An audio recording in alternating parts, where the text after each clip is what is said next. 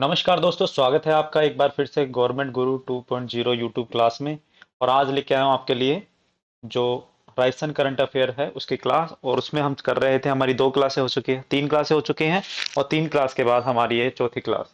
आज की क्लास में से हमारे कम से कम 4 से 5 क्वेश्चन आने वाले हैं। आपके कोई भी राजस्थान का एग्जाम जो अभी होने वाली है अक्टूबर और नवंबर के अंदर, तो उसमें आपके 4 से 5 क्वेश्चन आने वाले हैं। क्योंकि आप देखना, इसमें ऐसे ऐसे फैक्ट्स हैं इस वाली क्लास में कि आप के एग्जाम पॉइंट ऑफ व्यू से बहुत सारा इंपॉर्टेंट जो है कंटेंट है। ठीक है, तो चलिए शुरू करते हैं, नहीं तो क्लास लंबी हो जाएगी। जो भी बच्चे चैनल पे नए हैं, चैनल को सब्सक्राइब जरूर कर देना, वीडियो को लाइक करना, शेयर करना दोस्तों के साथ। ठीक है, कमेंट करके बताना कि किस तरह से आपको क्लास लेनी है और आगे कौन से टॉपिक में आपको कवर करवाऊं। ठीक है, तो चलिए शुरू करते हैं आज की क्लास। भंवर सिंह एसआई है जो आपके रातानाडा जोधपुर के एसआई हैं।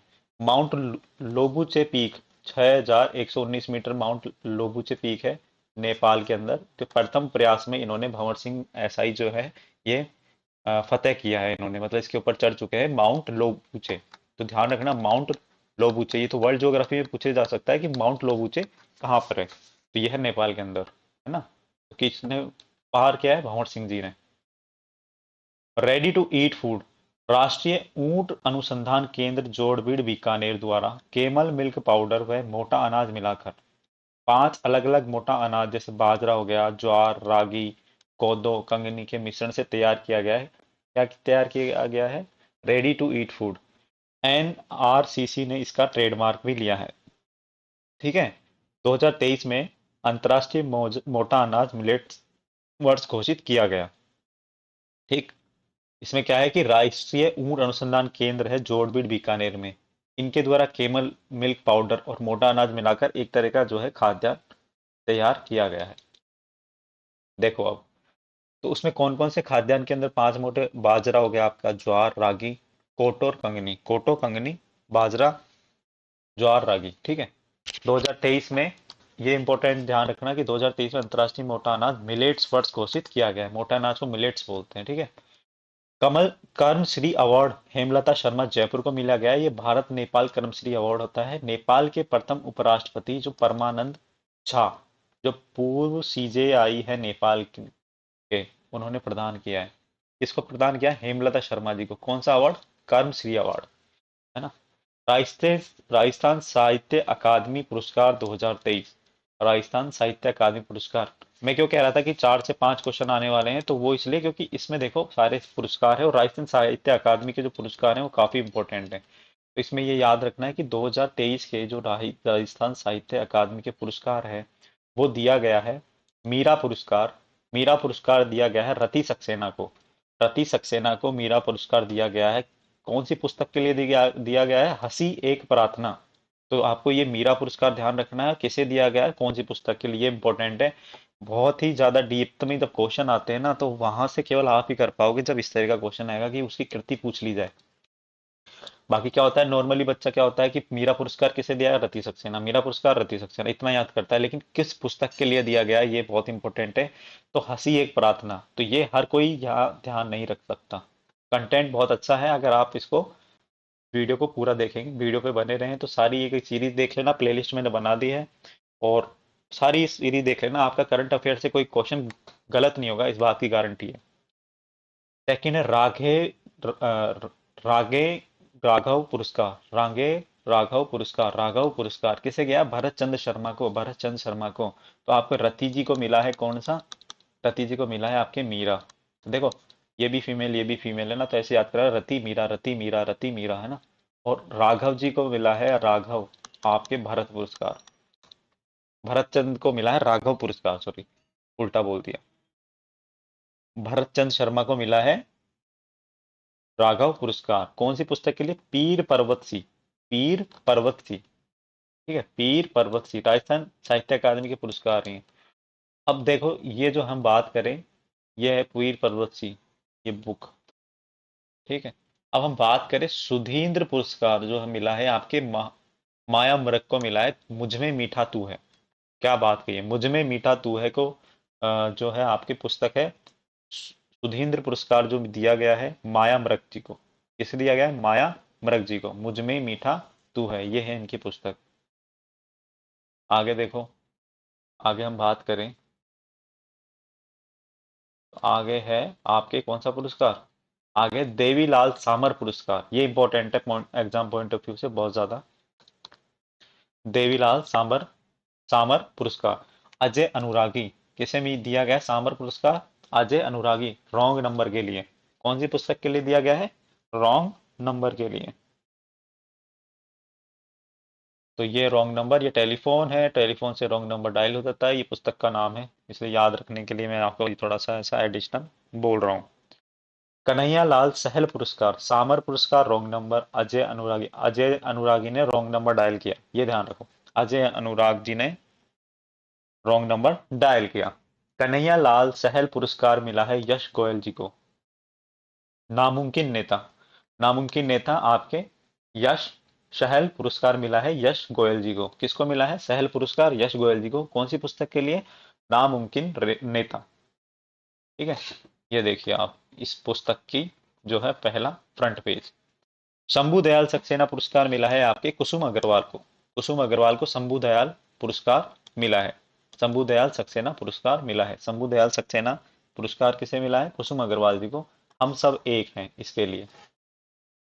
सुमनेश जोशी पुरस्कार मिला है आपके तराना परवीन को 108। 108 इनकी कृति है, इसके लिए मिला है 108 तराना परवीन को। तो ये इंपॉर्टेंट है, ये लगाओ आप। तराना परवीन, तराना परवीन है ना। तराना परवीन को कौन सा मिला है? 108 पुस्तक के लिए कौन सा मिला है? सुमनेश जोशी पुरस्कार। ठीक है, तो ये हो गए पुस्तकों के नाम, राजस्थान साहित्य अकादमी के जो पुरस्कार है उसके बारे में। और हम एक बार इसमें देखते हैं, थोड़ा सा एक जगह लिख लेते हैं इनको, यहाँ पे लिख लेते हैं।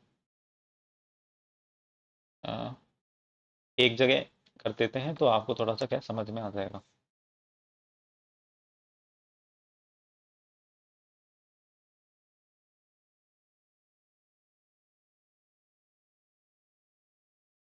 मीरा पुरस्कार, मीरा पुरस्कार किसको मिला? आपके रति सक्सेना को।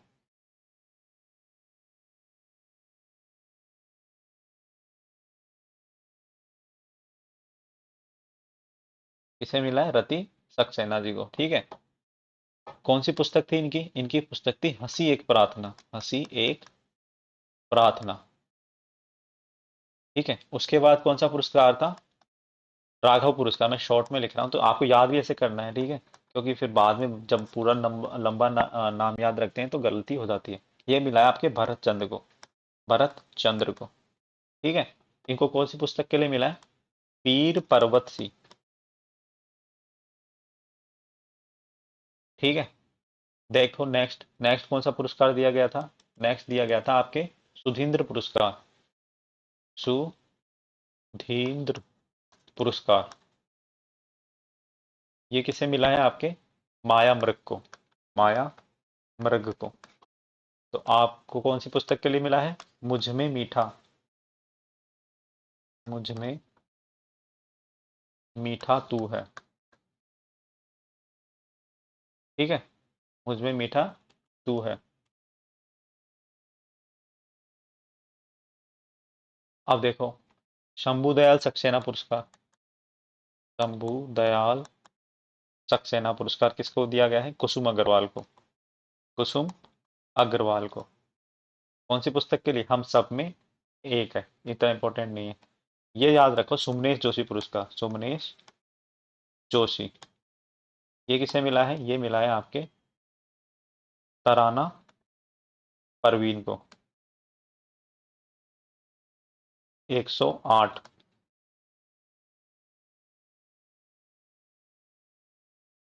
देवीलाल सामर पुरस्कार। देवीलाल सामर पुरस्कार किससे मिला है? अजय अनुरागी को, है ना। अजय अनुरागी, कौन सी पुस्तक के लिए? रॉन्ग नंबर के लिए। कन्हैयालाल सहल पुरस्कार, सहल पुरस्कार की बात करें तो ये मिला है आपके यश गोयल।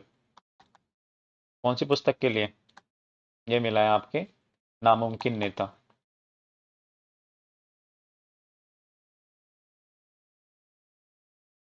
आया समझ में? ये देखो एक जगह कर दिया, तो एक जगह करने से क्या है कि आपको समझ में आ जाएगा एक जगह। तो सहल पुरस्कार हम बात करें, सहल, तो यश गोयल, नामुमकिन नेता। ठीक है। देवीलाल सामर पुरस्कार की हम बात करें, अजय अनुरागी, रॉन्ग नंबर के लिए, रॉन्ग नंबर के लिए। ठीक है। सुमनेश जोशी पुरस्कार तराना परवीन 108 के लिए दिया है। शंभू दयाल पुरस्कार किसे दिया है? कुसुम अग्रवाल को। ठीक है, कुसुम अग्रवाल को। मीरा पुरस्कार दिया गया है रति सक्सेना जी को, हंसी एक प्रार्थना। राघव पुरस्कार दिया गया है पीर पर्वत सी पुस्तक के लिए भरत चंद्र साहब को। सुधींद्र पुरस्कार दिया है माया मर्ग, जिसमें क्या है, पुस्तक का नाम मुझमें मीठा तू है। अब हम बात करते हैं स्पोर्ट्स करंट अफेयर की, तो एक बार वापस से आप ये याद कर लेना, लिख लेना इसको। हम बात करते हैं स्पोर्ट्स करंट अफेयर की, तो इसमें अवनी लखेरा जी हैं। ये 10 मीटर एयर राइफल, ठीक है, और विश्व para shooting sports world cup जहाँ पे, जो कि कोरिया में हुआ था, वहां पर रजत पदक जीता है इन्होंने। अवनी लखेरा जी जो हैं आपके, ये पैरा ओलंपिक के अंदर, अवनी लेखरा जी हैं जिन्होंने पैरा शूटिंग ओलंपिक के अंदर आपके स्पोर्ट्स वर्ल्ड कप, अच्छा अच्छा।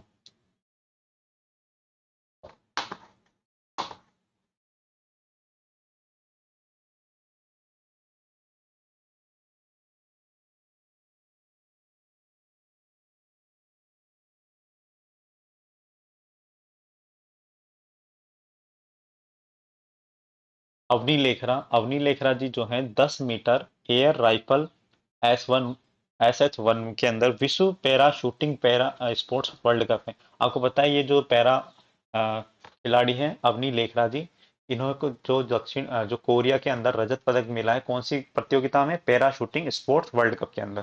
पैरा शूटिंग खेलों में भारत को 100वां पदक दिलवाया है इन्होंने, अवनी लेखरा जी ने।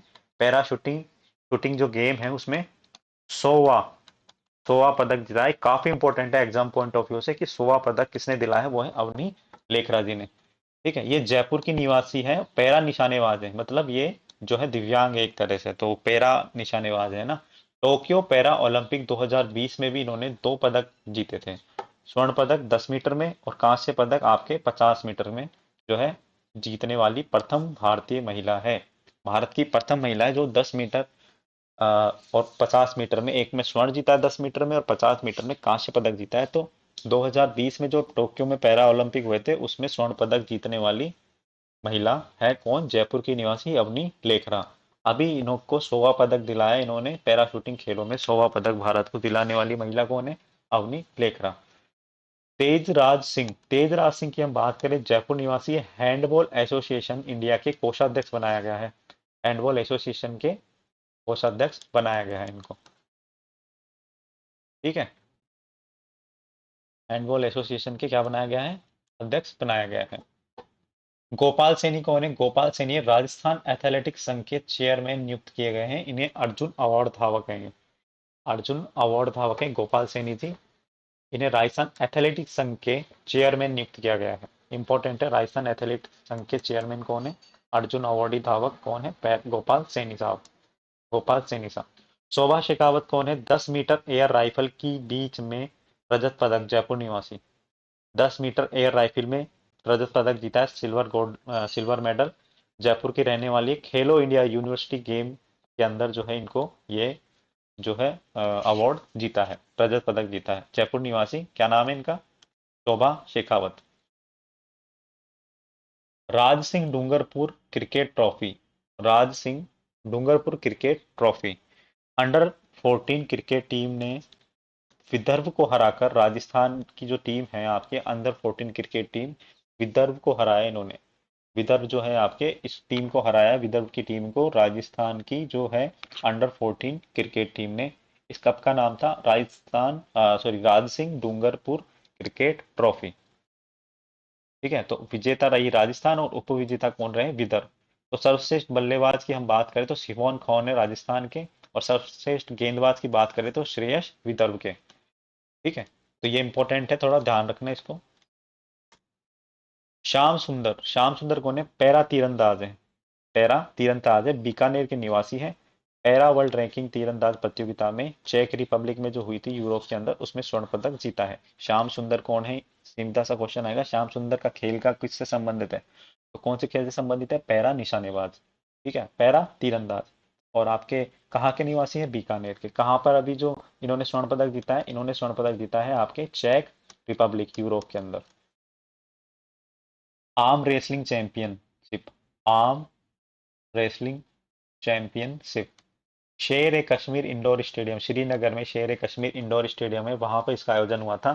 45वीं आर्म रेसलिंग चैंपियनशिप का आयोजन किया गया था। राजस्थान के 21 खिलाड़ियों ने पदक जीते हैं। इसमें स्वर्ण पदक की हम बात करें तो रेखा कुमारी, रुचि फौजदार और मनीषा चाहर। मनीषा चाहर, रेखा रुचि मनीषा, रेखा रुचि मनीषा, रेखा रुचि मनीषा, ये ध्यान रखना, रेखा रुचि, रुचि और मनीषा, ठीक है।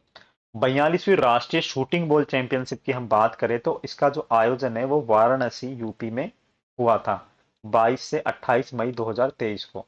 इसमें जो विजेता रहे हैं 42वीं राष्ट्रीय शूटिंग बॉल के अंदर, शूटिंग बॉल चैंपियनशिप में जो विजेता रहे हैं वो रहे हैं राजस्थान के पुरुष वर्ग के। कप्तान कौन थे? जसविंदर जस्सा, जसविंदर जस्सा, जसविंदर जस्सा। और उपविजेता रहे वो हैं, रहे हैं आपके शूटिंग बॉल में उत्तर प्रदेश।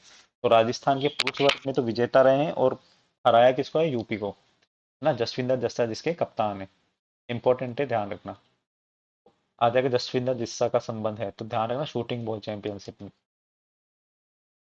हम बात करें कि आईपीएल 2023, जो शानदार आईपीएल रहा, इसमें emerging player of the season award किसे मिला है? यशस्वी जायसवाल। क्या शानदार बल्लेबाजी करते हैं, लेफ्ट हैंडेड बल्लेबाज। सौरव गांगुली की याद आ जाती है इनकी बैटिंग को देखते हुए, ठीक है। विस्फोटक बल्लेबाज है, मतलब आते ही इनका मारने का काम है। और टेस्ट मैच में भी अभी देखा होगा आपने, शतक बनाया है इन्होंने, ठीक है। राजस्थान उच्च न्यायालय के 41वें मुख्य न्यायाधीश कौन है? जस्टिस अगस्टीन जॉर्ज मसीह, मसीह, ठीक है। महाराणा प्रताप की 483वीं जयंती कब मनाई गई? 9 मई को। जोधपुर का 565वां स्थापना दिवस कब मनाया गया? 12 मई को। तो ध्यान रखना, मई के अंदर दो दिवस मनाए गए हैं, एक तो 9 मई को महाराणा प्रताप की जयंती, और जोधपुर का स्थापना दिवस 12 मई।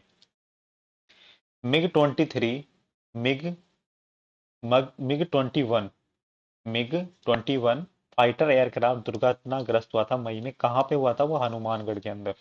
मिग 21 जो है आपके, वो दुर्घटनाग्रस्त हुआ था कहाँ पे? हनुमानगढ़ के अंदर। नेक्स्ट देखो, कुष्ठ रोग मुक्त विशेष योग्यजन पेंशन जो है, कुष्ठ रोगियों की जो विशेष योग्यजन पेंशन है उसकी जो है वृद्धि की गई है राशि में। पहले 1500 रुपये मिलते थे आपके इसमें, और अब मिलते हैं 2500 रुपये। पहले 1500 रुपये मिलते थे और अब मिलते हैं कितने? 2500 रुपये। राजस्थान सिविल सेवा अपीलीय अधिकरण स्थायी पीठ कहाँ है? राजस्थान सिविल सेवा की जो स्थायी पीठ है सिविल सेवा प्राधिकरण की, वो कहाँ है? जोधपुर के अंदर। कहाँ है? जोधपुर के अंदर। जंगल सफारी कहाँ को लिखे? जयसंबंध अभयारण्य उदयपुर के अंदर। 3D सिटी कौन कौन सी आपके? जोधपुर है आपके, कोटा है आपके, अजमेर, उदयपुर। तो देखो इसमें जोधपुर, इसमें देखो आप ऐसे देखो, है ना, जोधपुर, ये अजमेर, ये उदयपुर, और ये आपके कोटा, ठीक है। जोधपुर, अजमेर, उदयपुर, कोटा। 14 मई 2023 को उपराष्ट्रपति श्री जगदीप धनखड़ द्वारा स्वर्गीय नाथूराम मिर्धा प्रतिमा अवार्ड किस सिटी को मिला है? मेड़ता नागौर को मिला है, ठीक है। नाथूराम मिर्धा जो है, उनकी प्रतिमा अनावरण की थी, वो कहाँ पर की गई है? जगदीप धनखड़ द्वारा नाथूराम मिर्धा, मिर्धा जी जो मंत्री थे हमारे, पंचायती राज मंत्री थे, उनकी जो है मूर्ति का अनावरण किया है गया है। वो कहाँ पे किया गया? मेड़ता नागौर में, मेड़ता नागौर के अंदर जो किया गया। प्रदेश के राजकीय विद्यालयों में वित्तीय साक्षरता को प्रोत्साहित करने के लिए प्रश्नोत्तरी का आयोजन किया गया है। तो वो प्रश्नोत्तरी कौन आयोजन करा रहा है? RBI, reserve bank of India, RBI. महिला ग्राम सेवा सहकारी समिति का गठन ब्लॉक स्तर पर किया गया है। पुलिस प्रशिक्षण स्कूल सिलोरा, किशनगढ़, अजमेर में। पुलिस प्रशिक्षण, पुलिस की जो ट्रेनिंग है वो इसके लिए स्कूल खोली गई है, पुलिस ट्रेनिंग स्कूल। पुलिस की ट्रेनिंग के लिए जो है कहाँ पे खोली गई है? सिलोरा, किशनगढ़, अजमेर में। Stroke intervention lab, stroke intervention lab मैंने बताया था पिछली क्लास में, एसएमएस अस्पताल जयपुर के अंदर। कहानी संग्रह, कहानी संग्रह। पुस्तक का नाम है चौराहे के तीन रास्ते। ये चौराहे होते हैं, चौराहे पे चार रास्ते हैं, लेकिन यहाँ पे है चौराहे के तीन रास्ते, है ना। तो इस पुस्तक के लेखक है डॉक्टर विनोद सोमानी, हंस। डॉक्टर विनोद सोमानी, डॉक्टर विनोद याद कर लो आप तो, है ना। चौराहे पे कौन खड़ा है? डॉक्टर साहब की क्लिनिक है इधर चौराहे पे, है ना।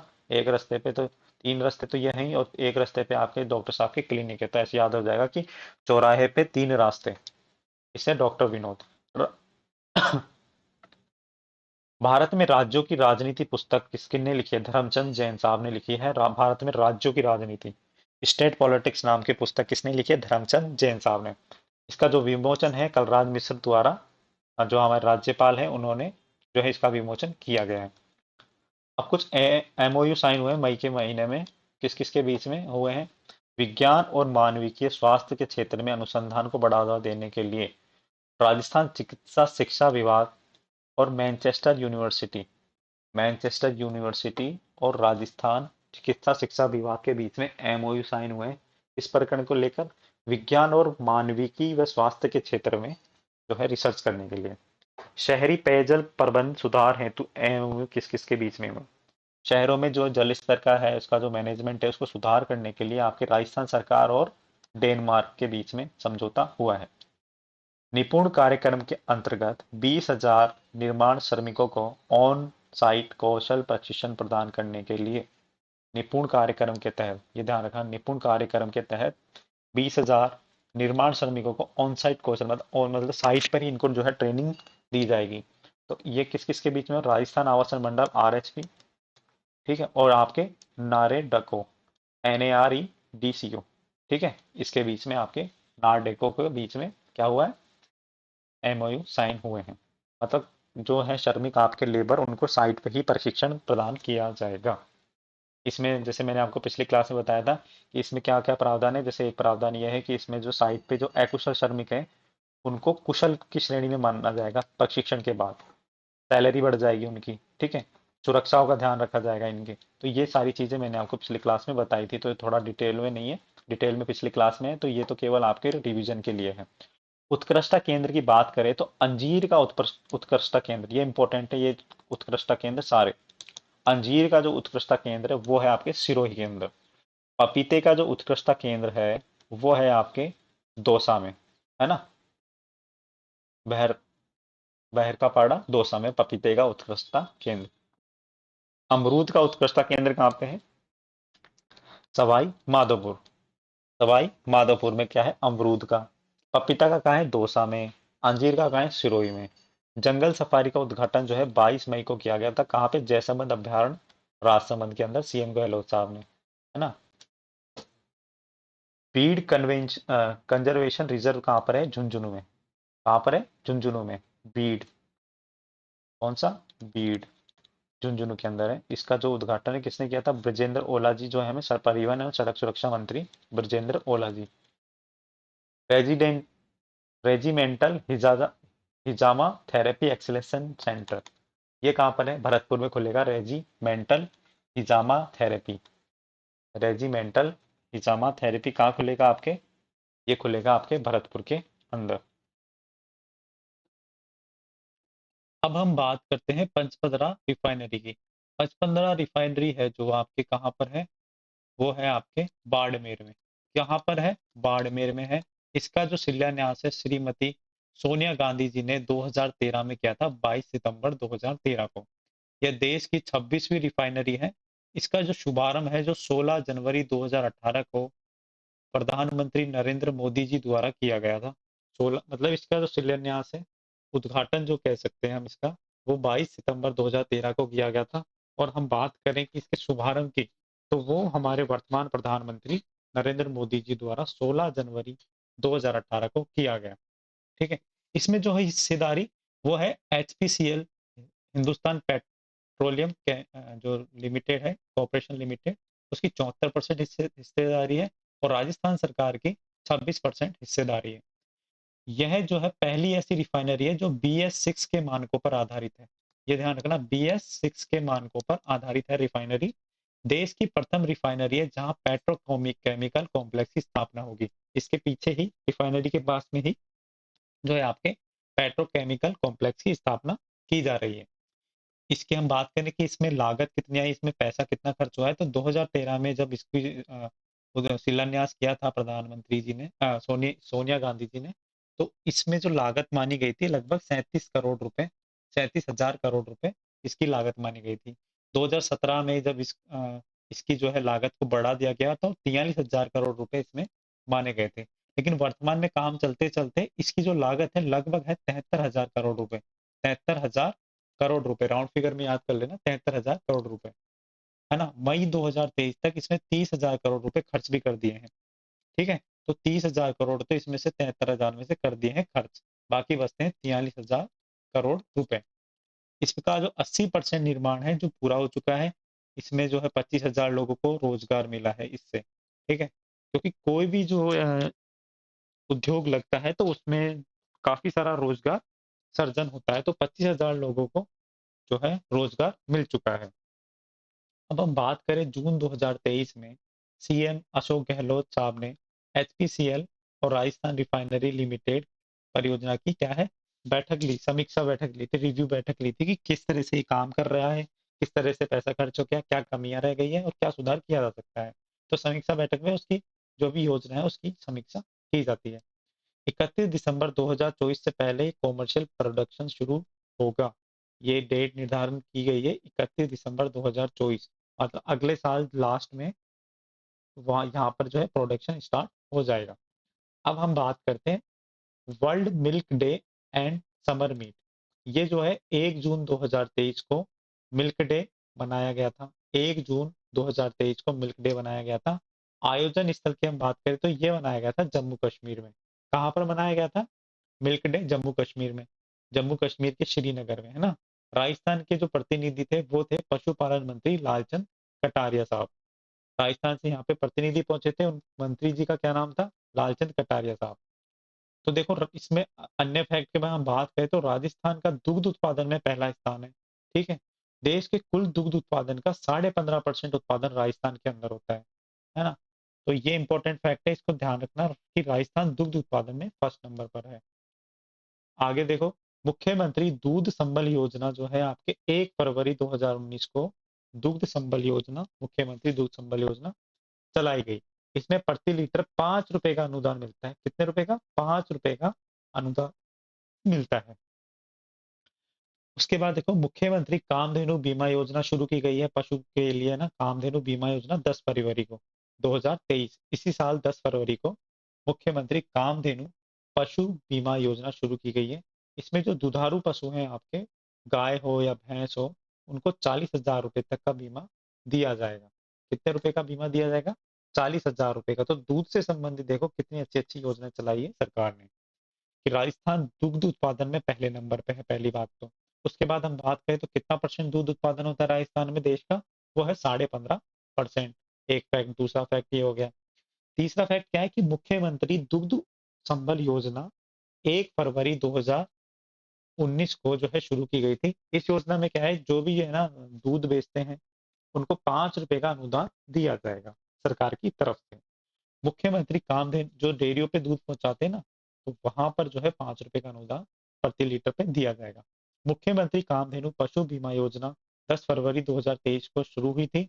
इसमें क्या है कि दुधारू जो है गाय और भैंस, तो इनको 40,000 रुपए तक का बीमा कवर किया गया है ना। ये था इसके अंदर। अभी देखो नेक्स्ट, नेक्स्ट क्या है? 100 फीट ऊंचा राष्ट्रीय ध्वज। 100 फीट ऊंचा राष्ट्रीय ध्वज कहाँ पर है? ये पाली के अंदर है, तिरंगा सर्किल पर 100 फीट ऊंचा जो है झंडा लगाया गया है भारत का। 4 जून 2023 को सीएम श्री अशोक गहलोत ने इसका लोकार्पण किया है। नोट देखो इसमें इंपॉर्टेंट इस चीज को लगा लेना कि नोट में भारत का जो है, सॉरी, सबसे बड़ा खादी का ध्वज, खादी का ध्वज सबसे बड़ा कहाँ है? लोंगेवाला जैसलमेर में। मोस्ट मोस्ट इंपॉर्टेंट लगा लेना इसको, ये पूछा जा सकता है कि खादी का सबसे ऊंचा राष्ट्रीय ध्वज कहाँ पर है, तो जैसलमेर के लोंगावाला में। ठीक है, उसके बाद हम बात करते हैं एक अन्य योजना की, मुख्यमंत्री निशुल्क बिजली योजना। मुख्यमंत्री निशुल्क बिजली योजना, इसका जो प्रारंभ है वो 1 मई 2023 से इसका प्रारंभ हुआ था, और जो लाभार्थियों को लाभ मिलने लगा है वो 1 जून 2023 से इसका लाभ मिलने लगा है। इसकी जो घोषणा है 23-24 के बजट में की गई थी। 1 अप्रैल 2022 से बिलिंग माह में 50 यूनिट फ्री बिजली दी की गई है। कितने यूनिट?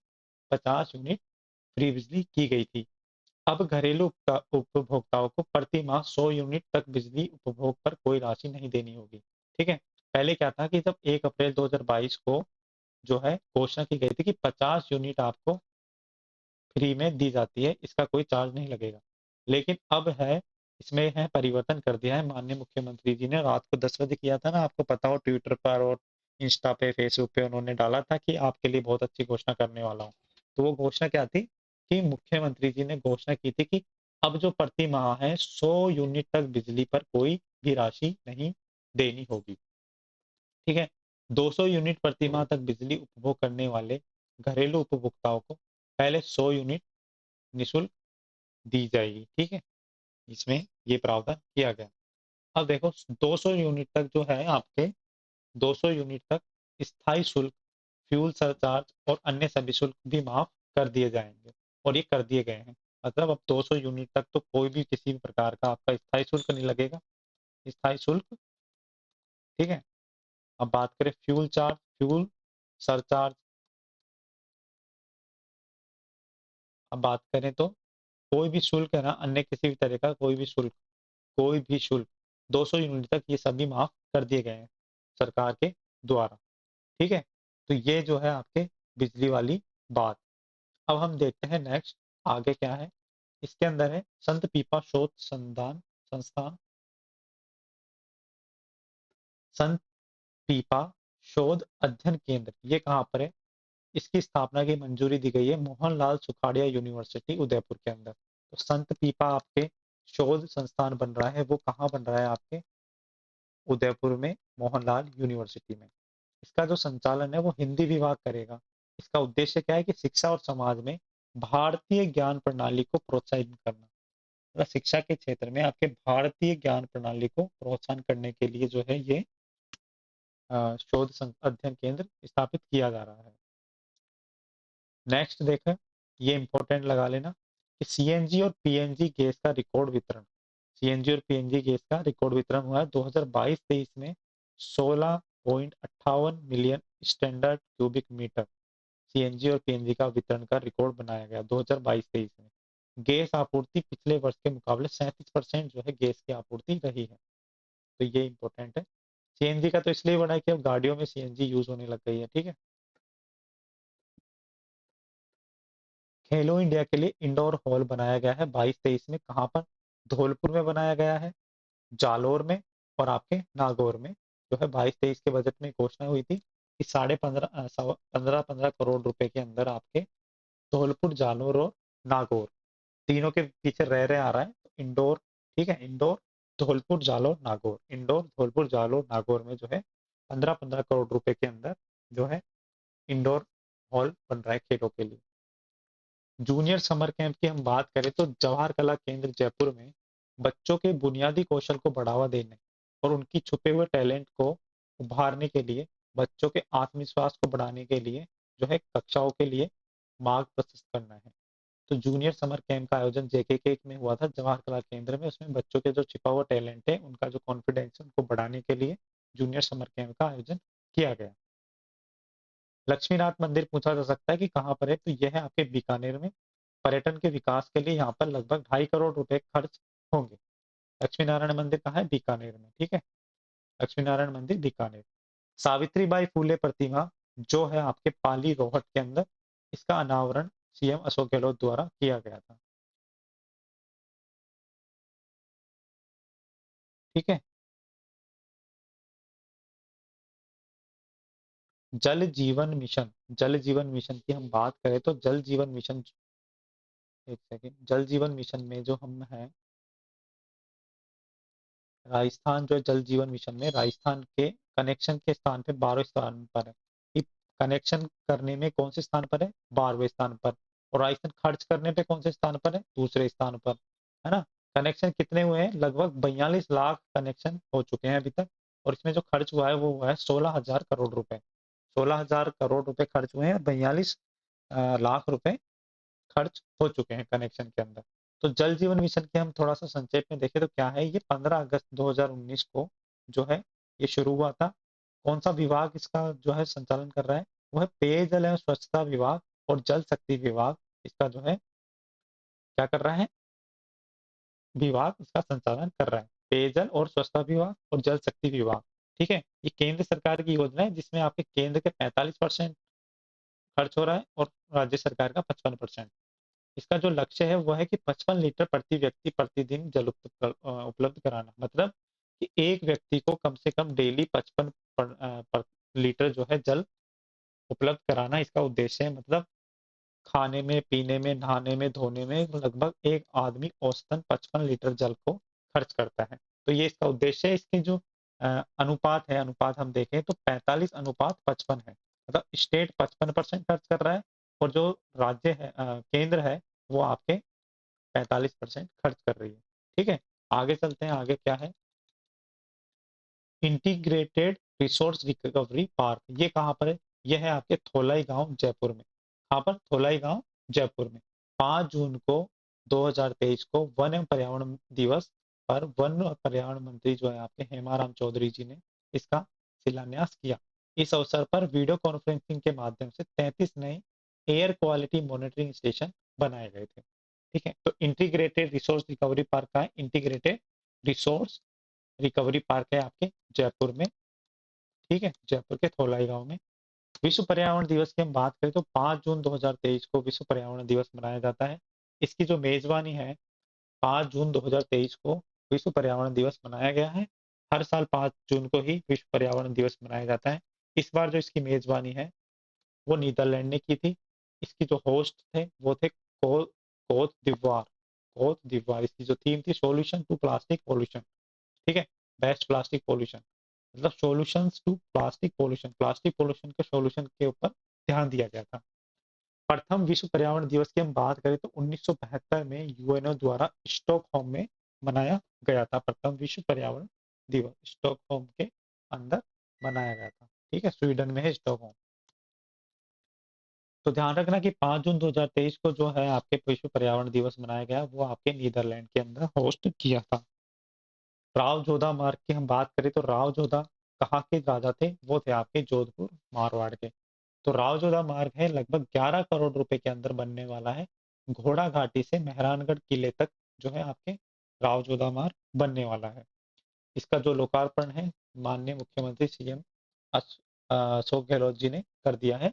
11 करोड़ रुपए के अंदर ये बनने वाला है राव जोधा मार्ग। कहाँ कहाँ से, मेहरानगढ़ तक आएगा। मेहरानगढ़ का किला जोधपुर में है, घोड़ा घाटी से मेहरानगढ़ तक। ठीक है, नेक्स्ट देखो, Indira Gandhi gas cylinder subsidy योजना। ये बहुत ही शानदार वाली योजना है। ये एग्जाम पॉइंट ऑफ व्यू से बहुत ज्यादा इंपॉर्टेंट है, इसलिए इसको अपन डिटेल में देखते हैं। इसका जो लाभ है 1 अप्रैल 2023 से शुरू हो चुका है। ठीक है, बजट के अंदर इसकी घोषणा की थी।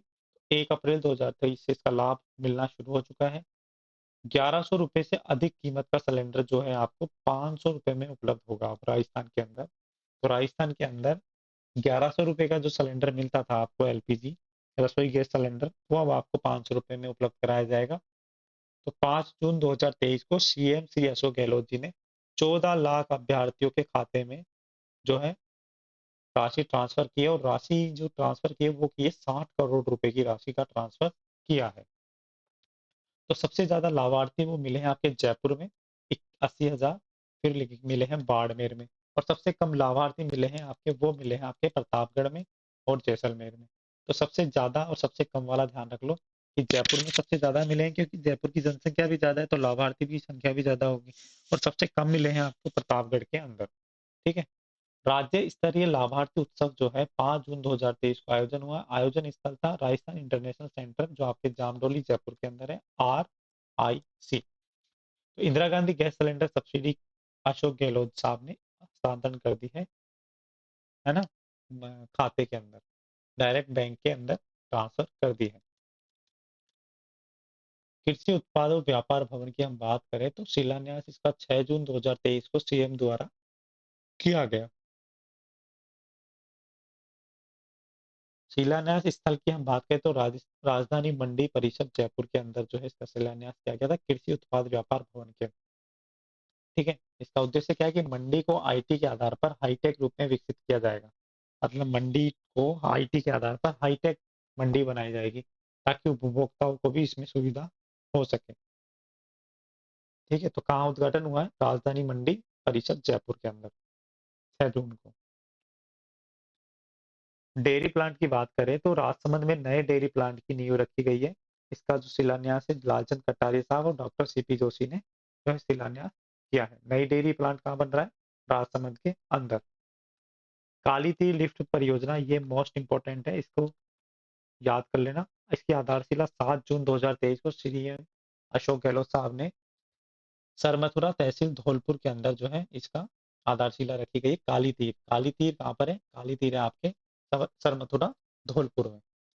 ठीक है, इसमें जो खर्चा आने वाला है वो है आने वाला है 643 करोड़ रुपए। कितना आने वाला है? 643 करोड़ रुपए। इसका उद्देश्य क्या है कि चंबल नदी की बारिश के दौरान जो अतिरिक्त जल आ जाता है उस जल को पार्वती और रामसागर बांध को भरना है। मतलब उस जल से क्या करना है? पार्वती नदी और रामसागर बांध को आपको भरना है। ठीक है, तो यह है काली तीर लिफ्ट परियोजना। तो पानी को लिफ्ट करके जो रामसागर बांध और पार्वती बांध है इसमें डाला जाएगा। सिलावट एनीकट, सिलावट एनीकट ये कहाँ पे? आपके धौलपुर के सिलावट गांव में है सिलावट एनीकट। ये जो है ऊंटगन नदी पर है। कौन सी नदी पर है? ऊंटगन नदी पर है। ये भी बहुत इंपॉर्टेंट है, इसको भी ध्यान में रखना। ऊंटगन नदी पर है। 100 मीटर लंबा एनीकट है और 2 मीटर ऊंचा एनीकट है। मतलब 2 मीटर तो इसकी हाइट और 100 मीटर इसकी लंबी जो है लंबाई है। तो यह है आपके ऊंटगन नदी धौलपुर के अंदर सिलावट गांव।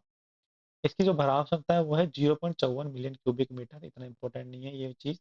तो मुख्यमंत्री जी ने 7 जून को इसका जो है लोकार्पण किया। तो काली तीर लिफ्ट हो या सिलावट एनीकट हो, इसका 7 जून को जो है आपके उद्घाटन किया गया है। विश्व खाद्य सुरक्षा दिवस 7 जून को मनाया गया था। 2023 की क्या थीम थी? फूड स्टैंडर्ड्स सेव लिव्स, खाद्य मानक और जीवन बचाते हैं। तो फूड मतलब अच्छा खाना खाना चाहिए, मिलावटी वाला खाना नहीं खाना चाहिए, स्टैंडर्ड और मानक होने चाहिए इसके खाने के। कोई भी खाना खाते हैं हम तो उससे क्या जीवन, उससे जीवन बचाते रहना चाहिए। कुल मिला के बात यह है कि 2023 की जो थीम थी वो थी फूड स्टैंडर्ड सेव लाइव्स। ठीक है, राजस्थान सरकार के प्रयास से अन्नपूर्णा, बाल गोपाल, इंदिरा रसोई योजना, शुद्ध के लिए युद्ध अभियान आदि कार्यक्रम चलाए जा रहे हैं। ये इंपॉर्टेंट है। ठीक है, कौन कौन से जो योजना है विश्व जो चलाई जा रही है खाद्य को लेकर। अब हम बात करें तो वो है राज्य के मंत्रिमंडल ने कुछ निर्णय लिए हैं। वो निर्णय क्या है कि 75 वर्ष से के सेवानिवृत्त पेंशनर, पारिवारिक पेंशनर को 10% अतिरिक्त भत्ता देने का निर्णय लिया गया है। ठीक है, जिनकी उम्र, ऐसे पेंशनर चाहे वो सरकारी नौकरी वाले जो पेंशनर हैं, ठीक है, ये तो उनको 10% एक्स्ट्रा जो है भत्ता मिलने वाला है। कार्मिक पेंशनर की मृत्यु की दशा में, कोई पेंशनर जिसकी मृत्यु हो जाती है तो उसके विवाहित निःशक्त पुत्र पुत्री को 12,500 रुपये प्रति माह तक की आय वाले पात्र सदस्यों को भी पारिवारिक पेंशन का लाभ मिल सकेगा। मतलब कोई कर्मचारी है और वो पेंशनर था, उसकी मृत्यु हो गई और उसके जो विवाहित निःशक्त पुत्र पुत्री है, मतलब विवाहित हैं और जो निःशक्त मतलब दिव्यांग हैं, तो उन्हें भी 12,500 रुपये, है ना, 12,500 जिनकी प्रति माह आय है। ठीक है, मतलब 12,500 रुपये बच्चों की आय है तो उनको भी फिर वो पेंशन जो है आप मिलेगी। मतलब पेंशनर की मृत्यु होने के बाद भी उसके परिवार को वो जो है पेंशन मिलेगी अगर उनकी पारिवारिक आय 12,500 रुपये है। ठीक है, अब 25 वर्ष के सेवा काल पर पूरी पेंशन का लाभ प्राप्त हो सकेगा। मतलब किसी की मृत्यु हो जाती है 25 साल की नौकरी से पहले भी। तो पहले क्या था कि पेंशन के लिए पहले 28 साल था, 28 साल पार करनी होती थी, लेकिन उसको अभी घटाकर 25 साल कर दिया गया है। ठीक है, पिछले वर्ग के बैकलॉग को 3 वर्षों तक आगे किया गया है। तो ये था कुछ निर्णय जो है आपके राजस्थान मंत्रिमंडल ने लिए थे। दूधिया तालाब व एसपोर महादेव मंदिर कहाँ पर है? वो है आपके सिरोही में। दूधिया तालाब कहाँ है और एसपोर महादेव मंदिर आपके कहाँ पे है? सिरोही के अंदर। पर्यटन विभाग ने दूधिया तालाब के सौंदर्यीकरण व एसपोर महादेव मंदिर के घाटों के निर्माण के लिए 2.21 करोड़ रुपए की मंजूरी दी है। ठीक है। स्पोकन इंग्लिश का प्रशिक्षण 8 जून 2023 को किया गया है। प्रशिक्षण स्थल है आर्केड जोधपुर के अंदर, और 82 अध्यापकों को 4 सप्ताह में 100 घंटे का प्रशिक्षण इसमें दिया जाने वाला है।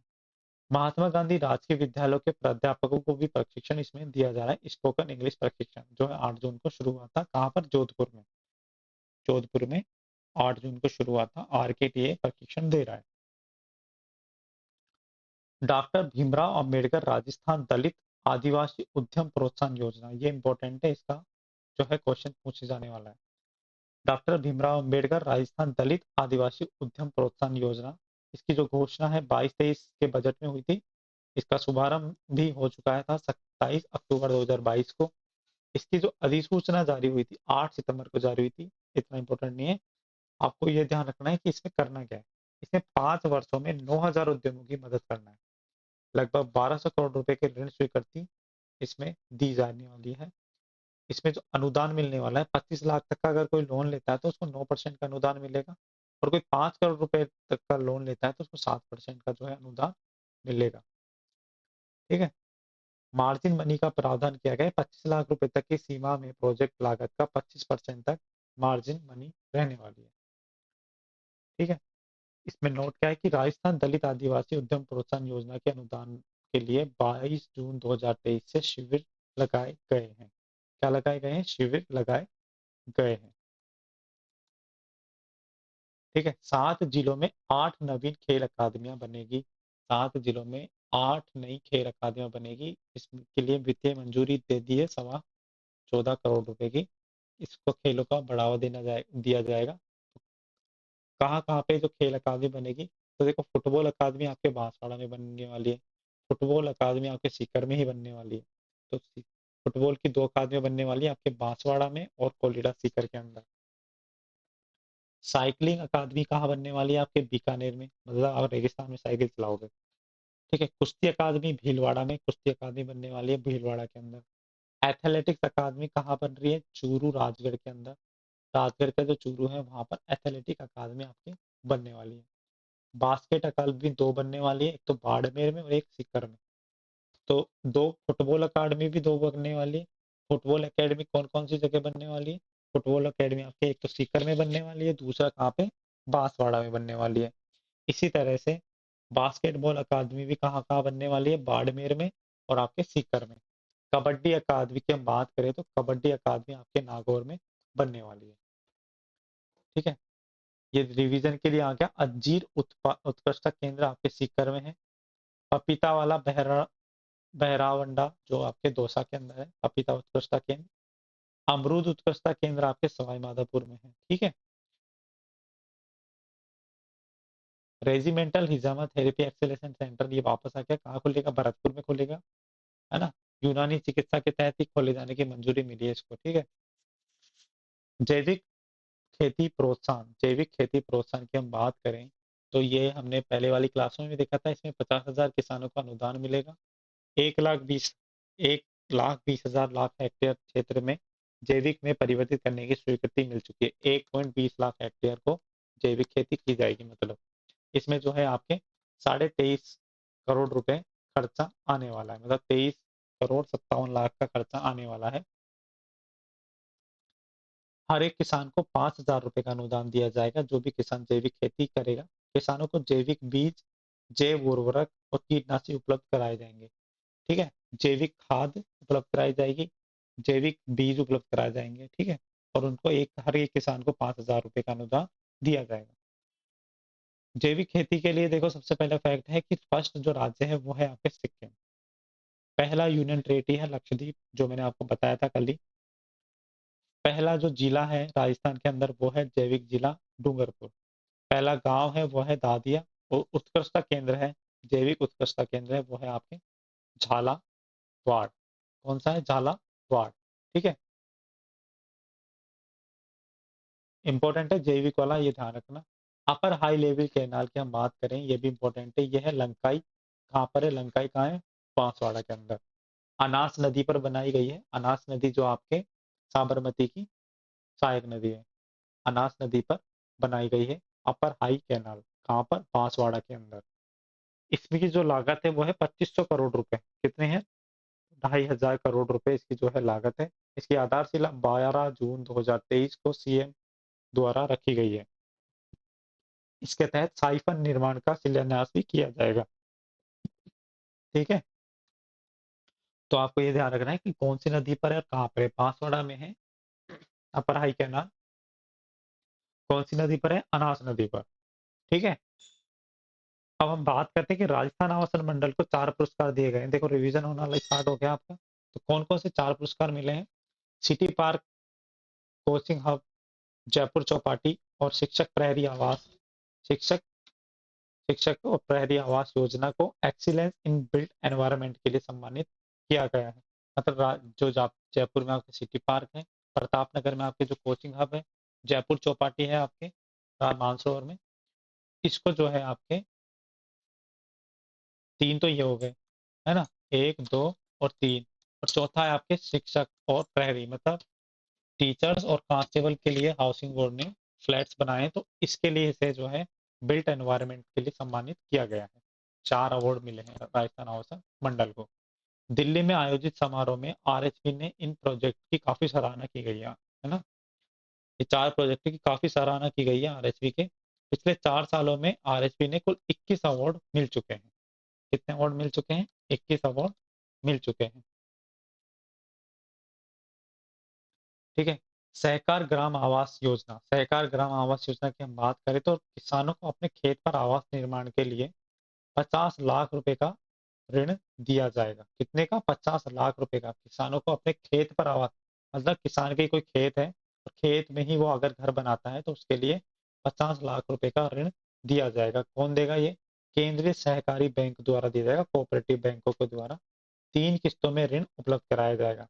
समय पर ऋण चुकाने वाले किसानों को 5% ब्याज में अनुदान मिलेगा। ठीक है, किसानों को केवल 6% का ब्याज देना होगा, और जो टाइम पर किसान जो ऋण चुकाएगा उसको अनुदान कितना मिलेगा? 5% का अनुदान मिलेगा। ऋण की अवधि की हम बात करें तो ये ऋण है दीर्घकालीन, मतलब 15 साल के लिए ऋण उपलब्ध कराया जाएगा।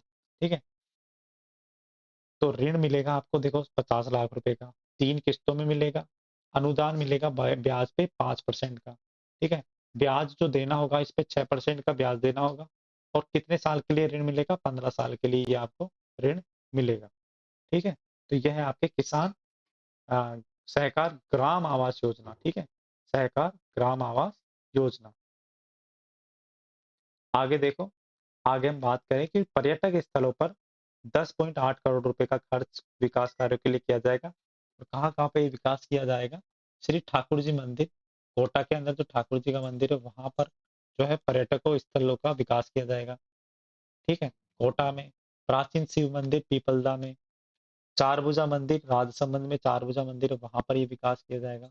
बिग्गाजी धाम डूंगरगढ़ बीकानेर में, मतलब आपके ठाकुर जी कोटा, प्राचीन शिव मंदिर पीपलदा, चार भुजा मंदिर राजसमंद और बिग्गाजी डूंगरपुर के अंदर जो है आपके 11 करोड़ रुपए का विकास कार्य किया जा रहा है ताकि पर्यटन को सुधारा जा सके। ठीक है, विद्यार्थी सामाजिक सरोकार के मुद्दों को समझने के लिए एमओयू साइन हुए हैं कि कहाँ कहाँ के लिए?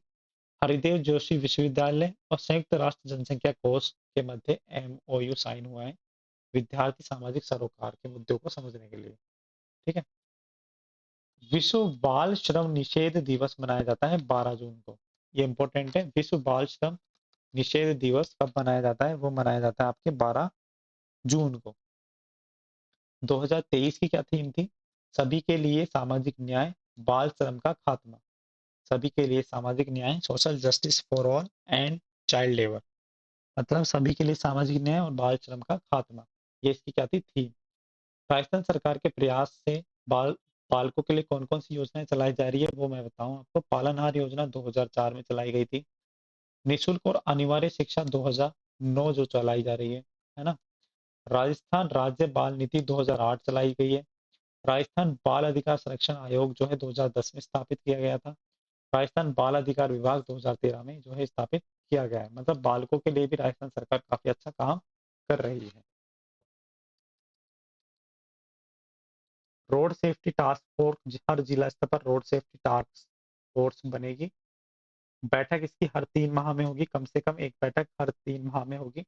सड़क, इस पे जो लक्ष्य रखा गया वो है सड़क दुर्घटना से होने वाली मृत्यु दर को 2023 तक 50% तक कमी लाना है।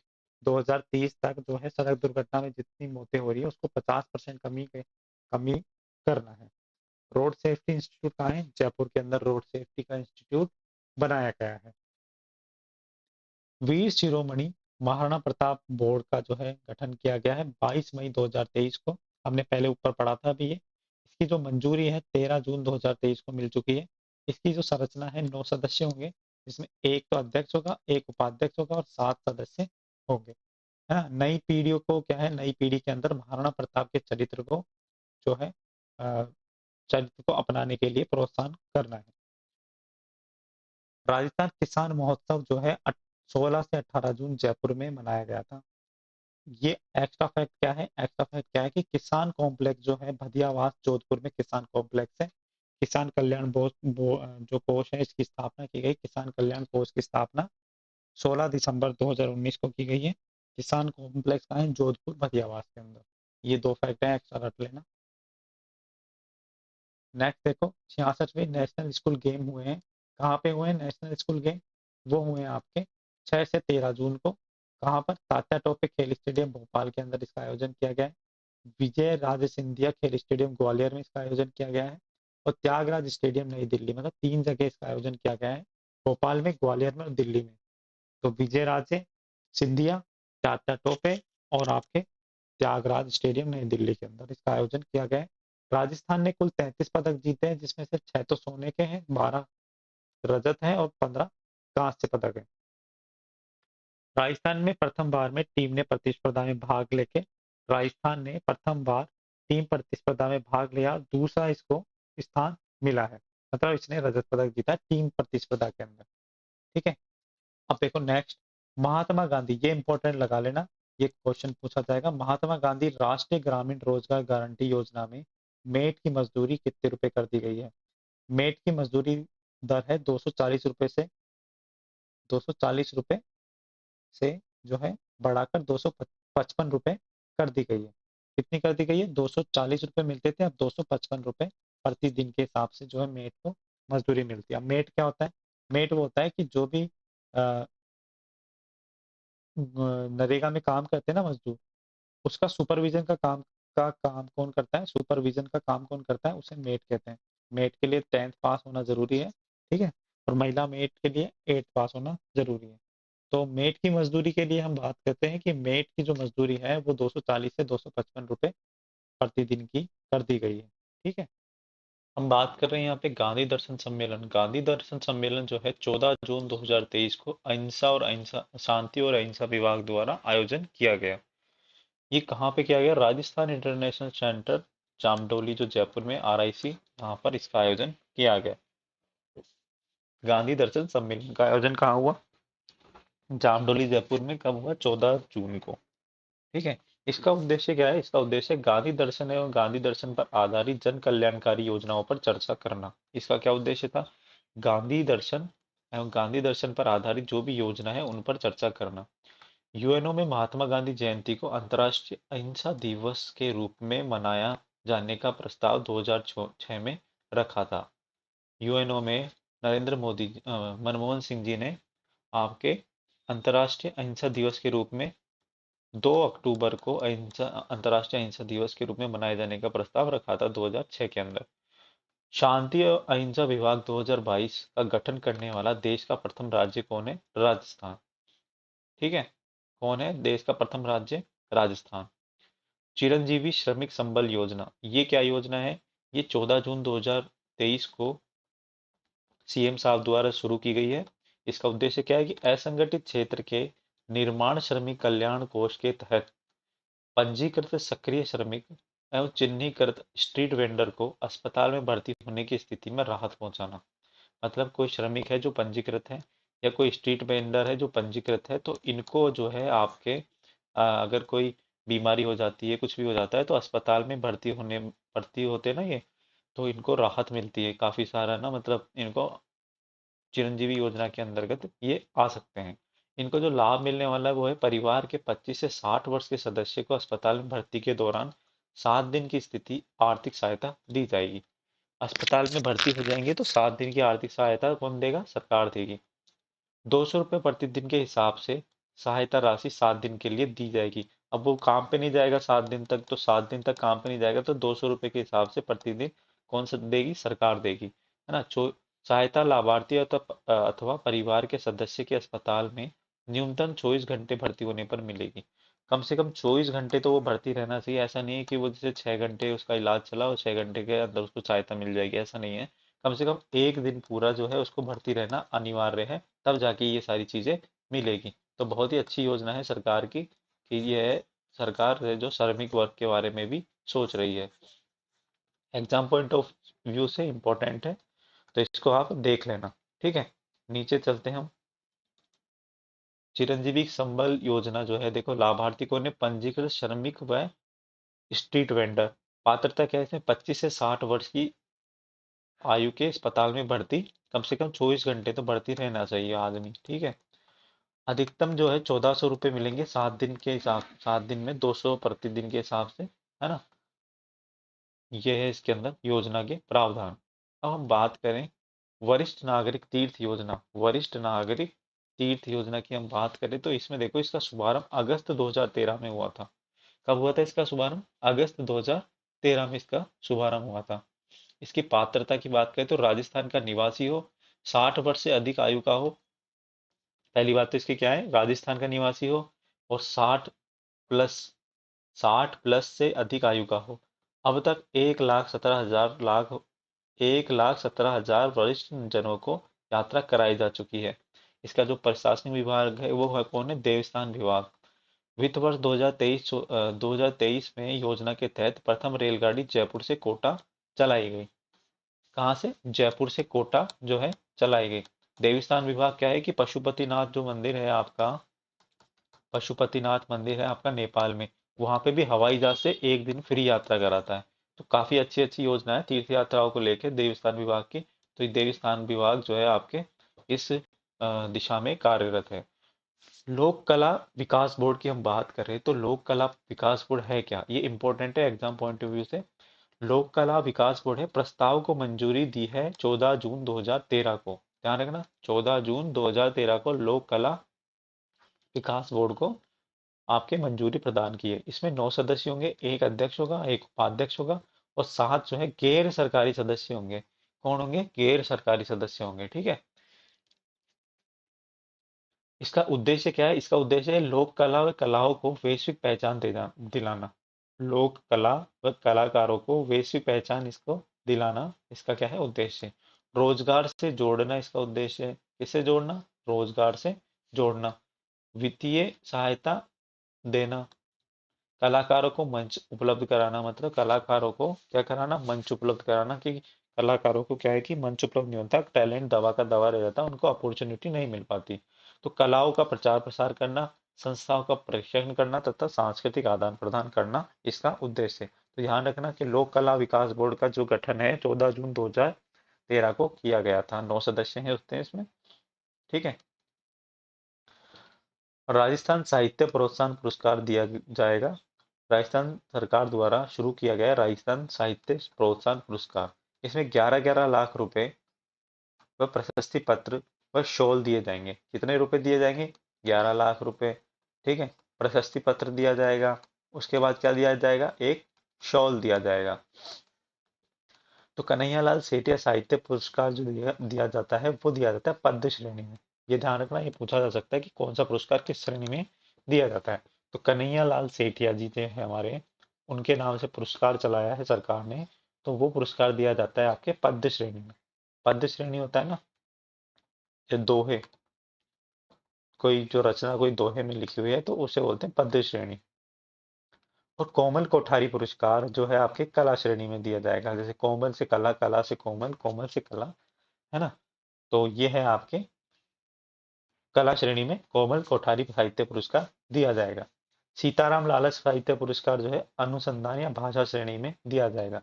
सीताराम लालच जी जो है आपके राजस्थानी भाषा को जो है मान्यता दिलाने के लिए काफी प्रयास रहे थे। तो भाषा की श्रेणी में जो है अनुसंधान और भाषा की श्रेणी में सीताराम लालच पुरस्कार दिया जाएगा।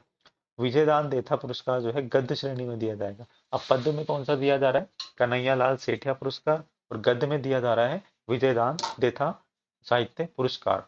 ठीक है। इसकी जो नोडल संस्थान की हम बात करें तो नोडल संस्थान कौन है, राजस्थान साहित्य अकादमी उदयपुर। पूछा जा सकता है कि राजस्थान साहित्य अकादमी कहाँ पर स्थित है, तो राजस्थान साहित्य अकादमी कहाँ पर स्थित है, उदयपुर में स्थित है। ठीक है। प्रशासनिक विभाग कौन सा है, कला साहित्य सांस्कृतिक एवं पुरातत्व विभाग। कला साहित्य संस्कृति एवं पुरातत्व विभाग है। तो ये काफी इंपॉर्टेंट है एग्जाम पॉइंट ऑफ व्यू से। ठीक है। कला साहित्य जो है आपके काफी इंपॉर्टेंट है एग्जाम पॉइंट ऑफ व्यू से।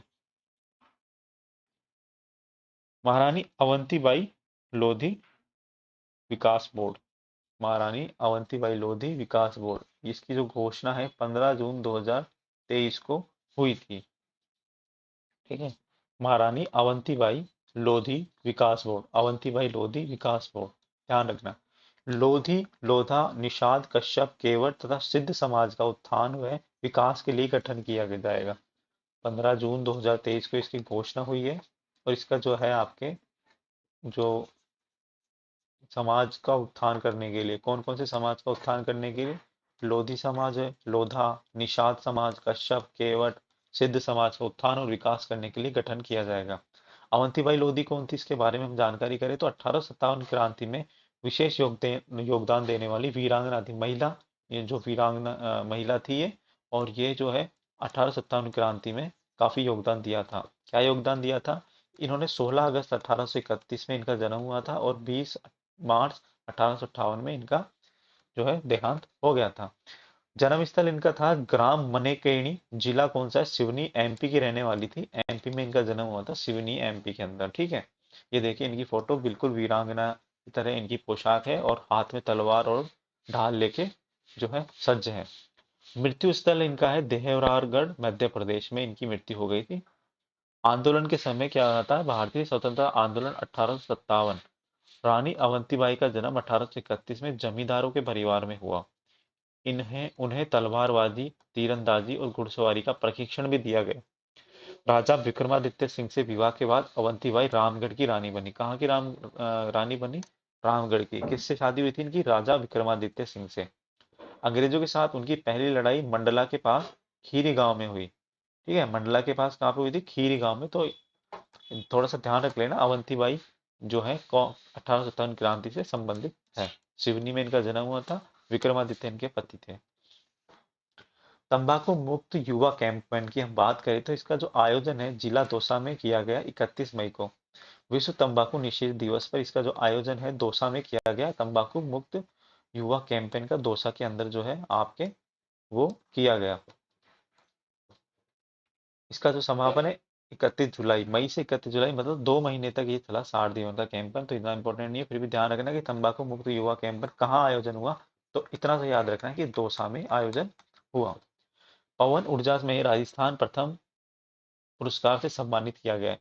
तो 15 जून को जो हम बात करें, ग्लोबल विंड डे था। क्या था, ग्लोबल विंड डे है ना। ग्लोबल विंड डे के अवसर पर जो है आपके पुरस्कार दिया गया। पुरस्कार जो है केंद्र सरकार के नवीन एवं नवीकरणीय ऊर्जा मंत्रालय द्वारा दिया गया। ठीक है।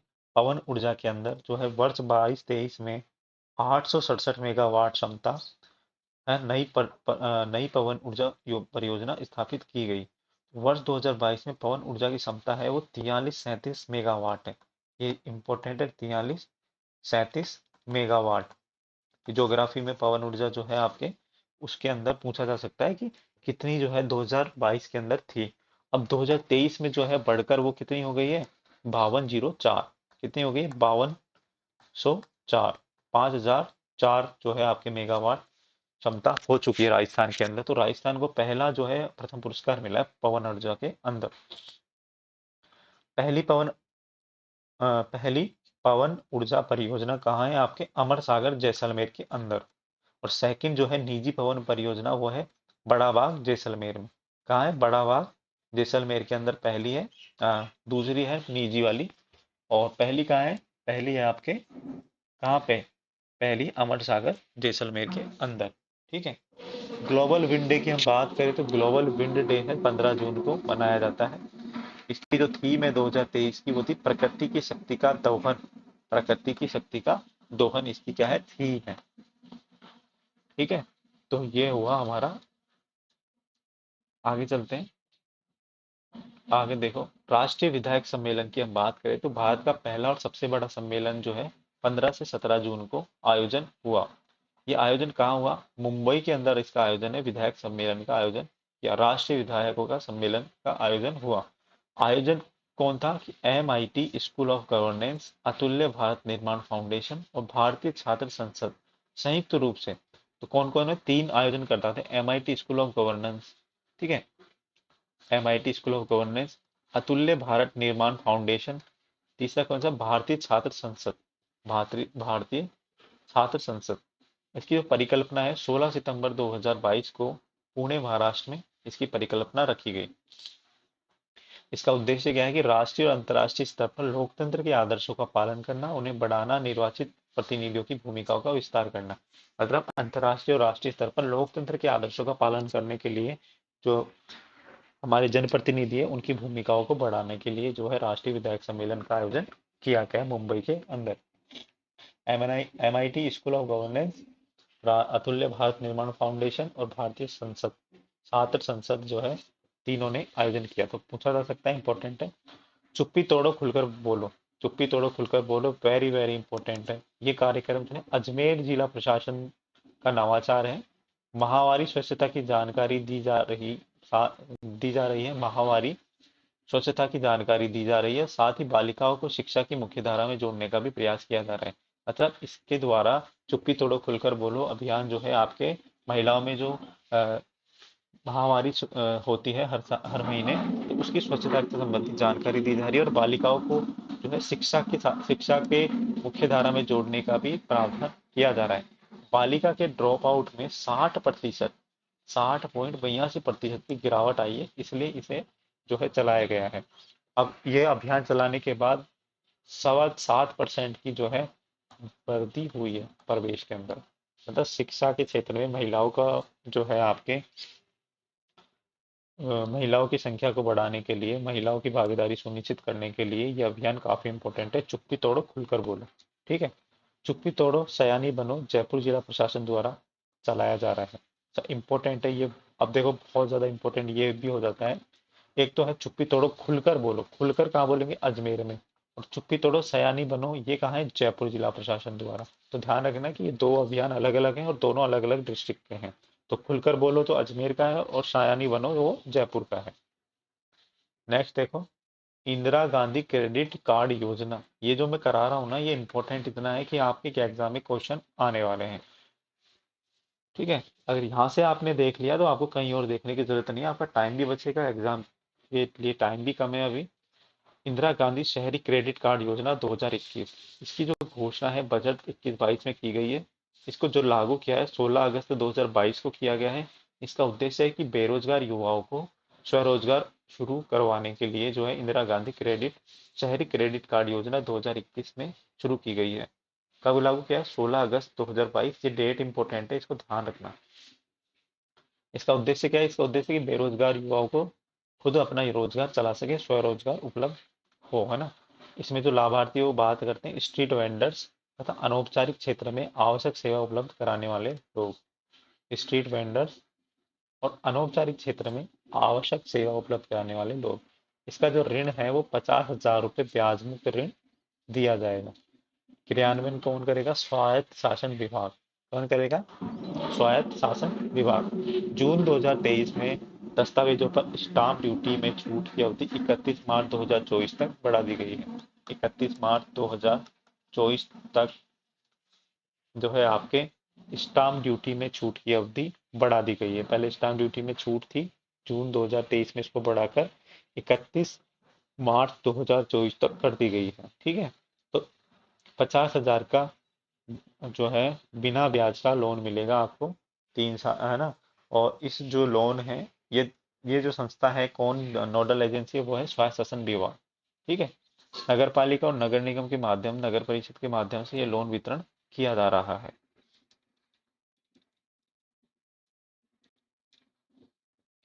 वन्य जीव संरक्षण हेतु 9 करोड़ रुपए स्वीकृत किए गए हैं। वन्य जीव संरक्षण हेतु कितने रुपए स्वीकृत किए गए हैं?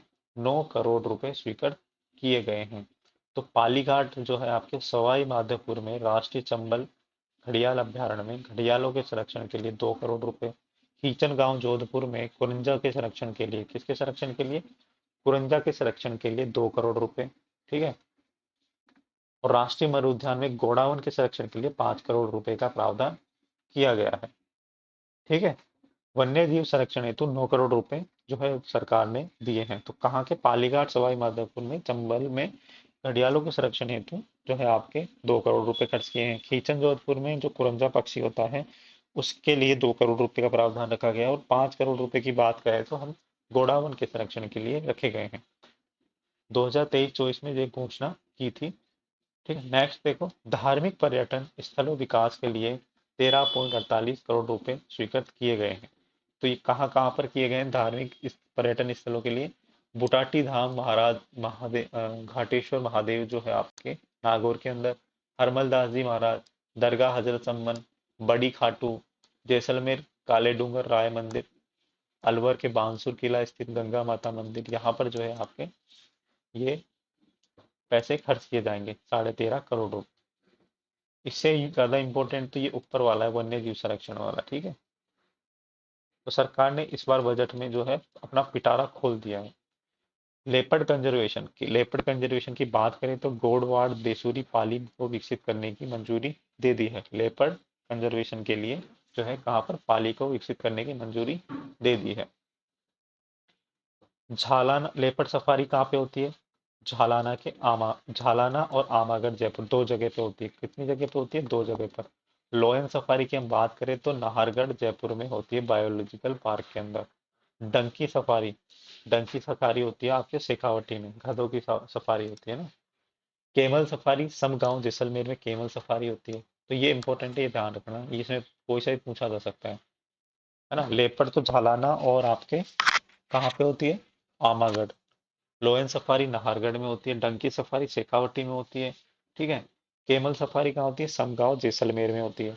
बाईसाइकिलिंग सफारी कहाँ होती है? केलादेव भरतपुर में। बाईसाइकिल, साइकिल से मतलब जो है सफारी की जाती है, कहाँ पे होती है?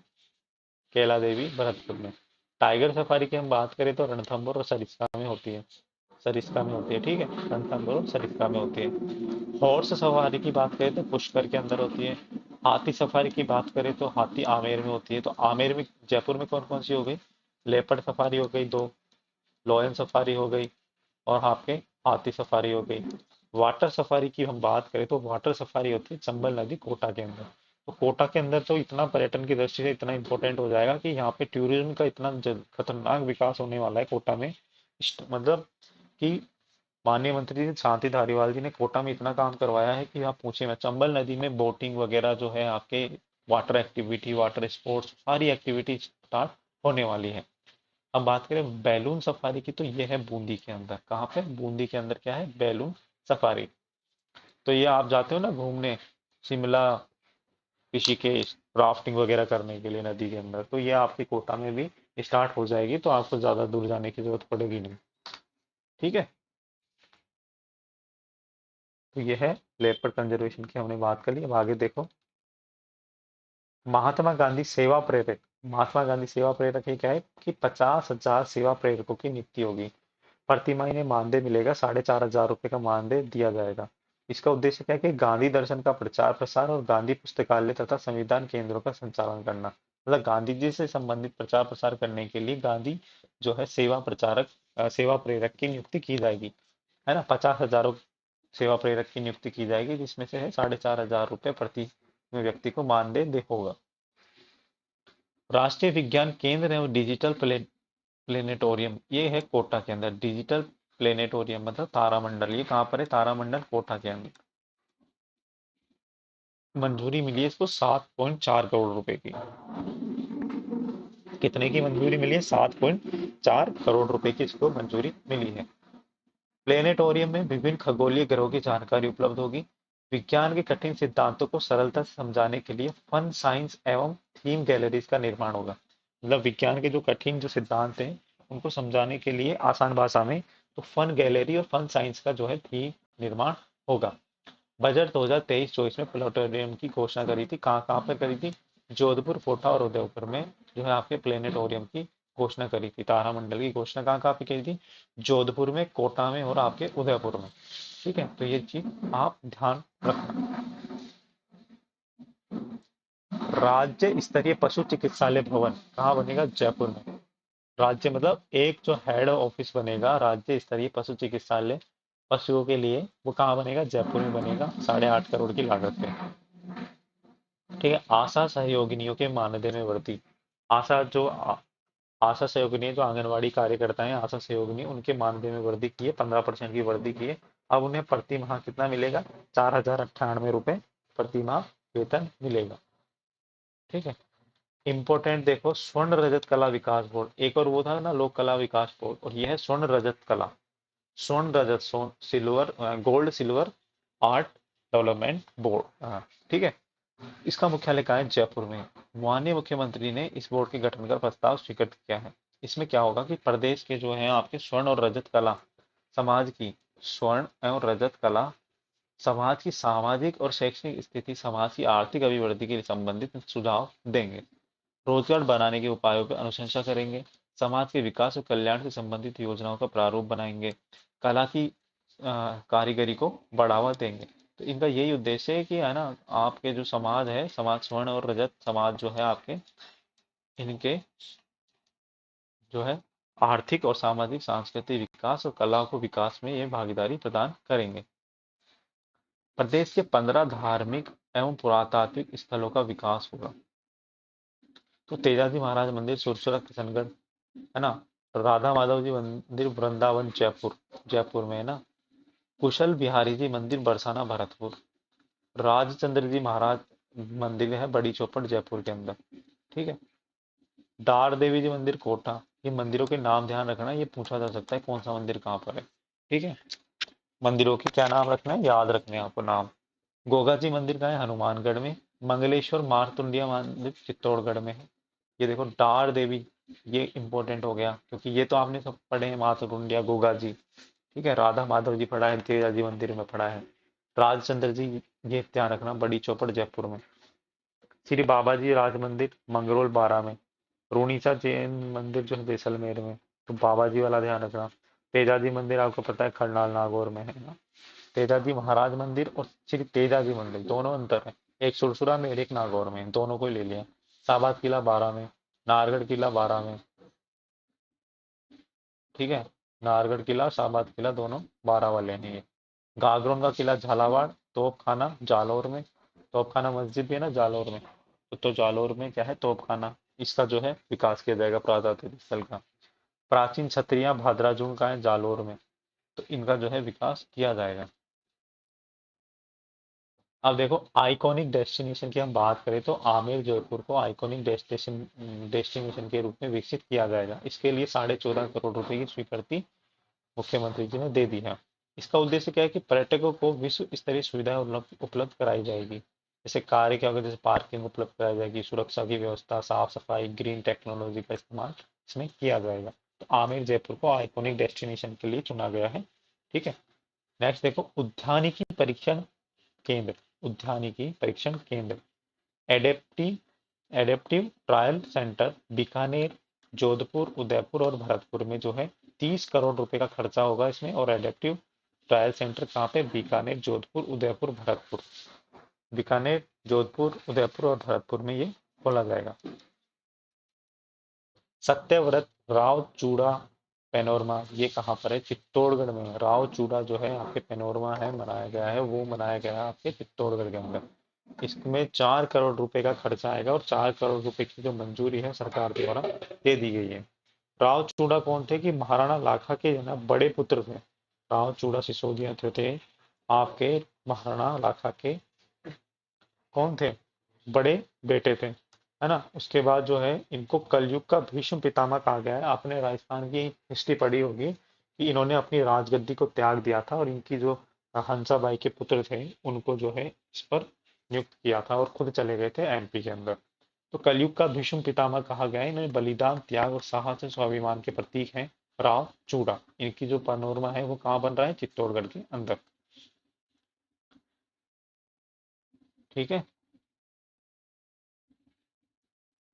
अब देखो, मारवाड़ मेडिकल यूनिवर्सिटी कहाँ है? मारवाड़ मेडिकल यूनिवर्सिटी कहाँ है? जोधपुर में। इतना सा ध्यान रखना है।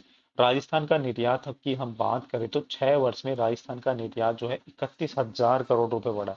कितना बढ़ा है? 31,000 करोड़ रुपए जो है आपके बढ़ा है। वर्षवार निर्यात की हम बात करें तो वर्ष 2017 में कितना था? 46,476 करोड़ रुपए, है ना।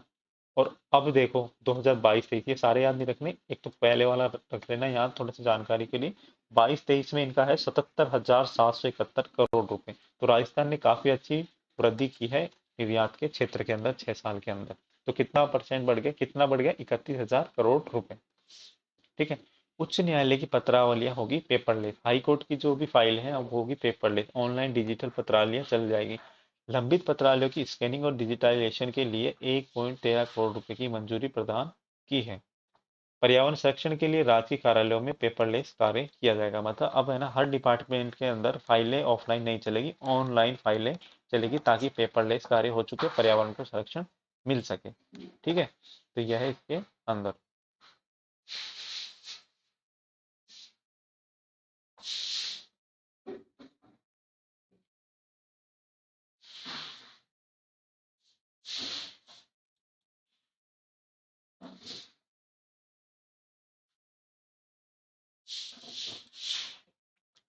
नेक्स्ट देखो, Rajasthan domestic travel mart. Rajasthan domestic travel mart की हम बात करें तो इसका आयोजन 14 से 16 जुलाई को जयपुर में किया गया।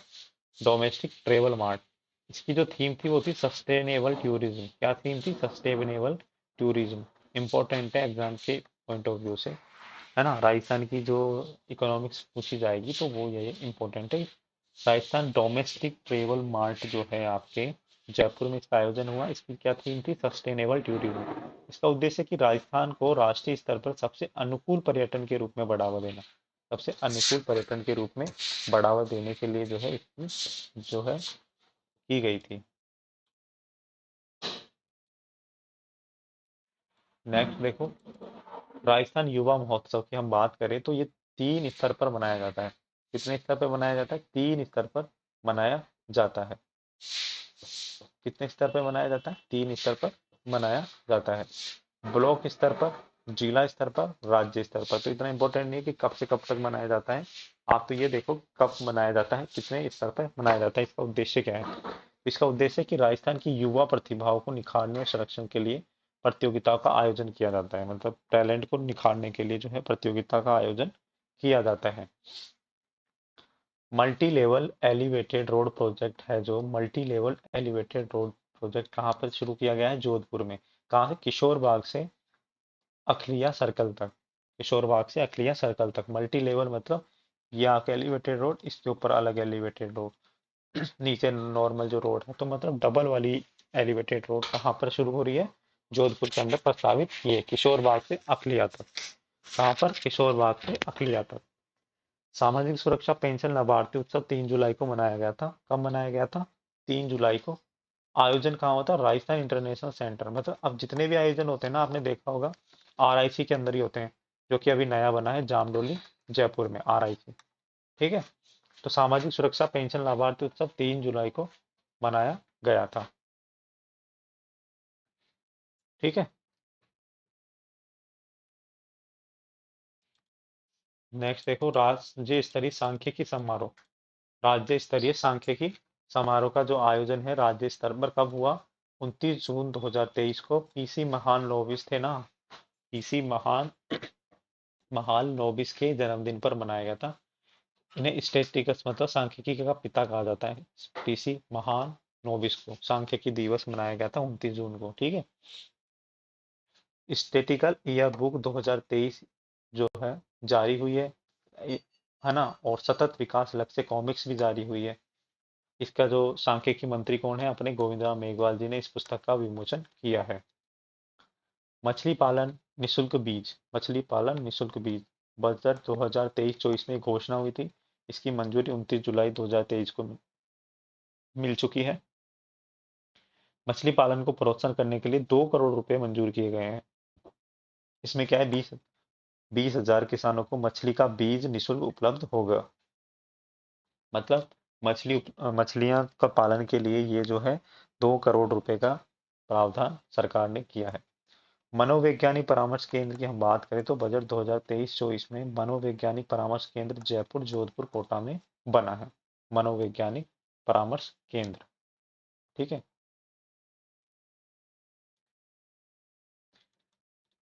ये इंपॉर्टेंट है। 3 कॉलेज के नाम बदल दिए गए हैं। क्या क्या नाम रख दिया गया है उनका, 3 कॉलेज का? तो ये इंपॉर्टेंट है कि पहले क्या नाम था, राजकीय कन्या महाविद्यालय चूरू, उसका नाम रख दिया है स्वामी गोपाल दास राजकीय माध्यमिक महाविद्यालय चूरू। ठीक है, राजकीय कन्या महाविद्यालय चूरू, गोपाल दास के नाम पे। गोपाल दास आपको पता होगा 1857 की क्रांति और प्रजामंडल आंदोलन में काफी इनका महत्वपूर्ण योगदान रहा है। ठीक है, तो कन्या महाविद्यालय चूरू का नाम क्या बदल कर दिया है, गोपाल दास राजकीय कन्या महाविद्यालय चूरू। ठीक है, उसके बाद हम बात करें तो राजकीय महाविद्यालय मंडावर दौसा। मंडावर दौसा जो है इसका नाम कर दिया गया टीकाराम पालीवाल राजकीय कन्या महाविद्यालय दौसा। ठीक है, तीसरा है राजकीय कन्या महाविद्यालय महुआ दौसा। तो दो तो दौसा के, एक चूरू का है। तो चूरू वाले का नाम तो गोपाल दास, मंडावर दौसा वाले का नाम कर दिया टीकाराम पालीवाल, और महुआ दौसा वाले का नाम कर दिया सावित्रीबाई फूले राजकीय कन्या महाविद्यालय दौसा। तो गोपाल दास, पालीवाल और सावित्रीबाई फूले, ये ध्यान रखना।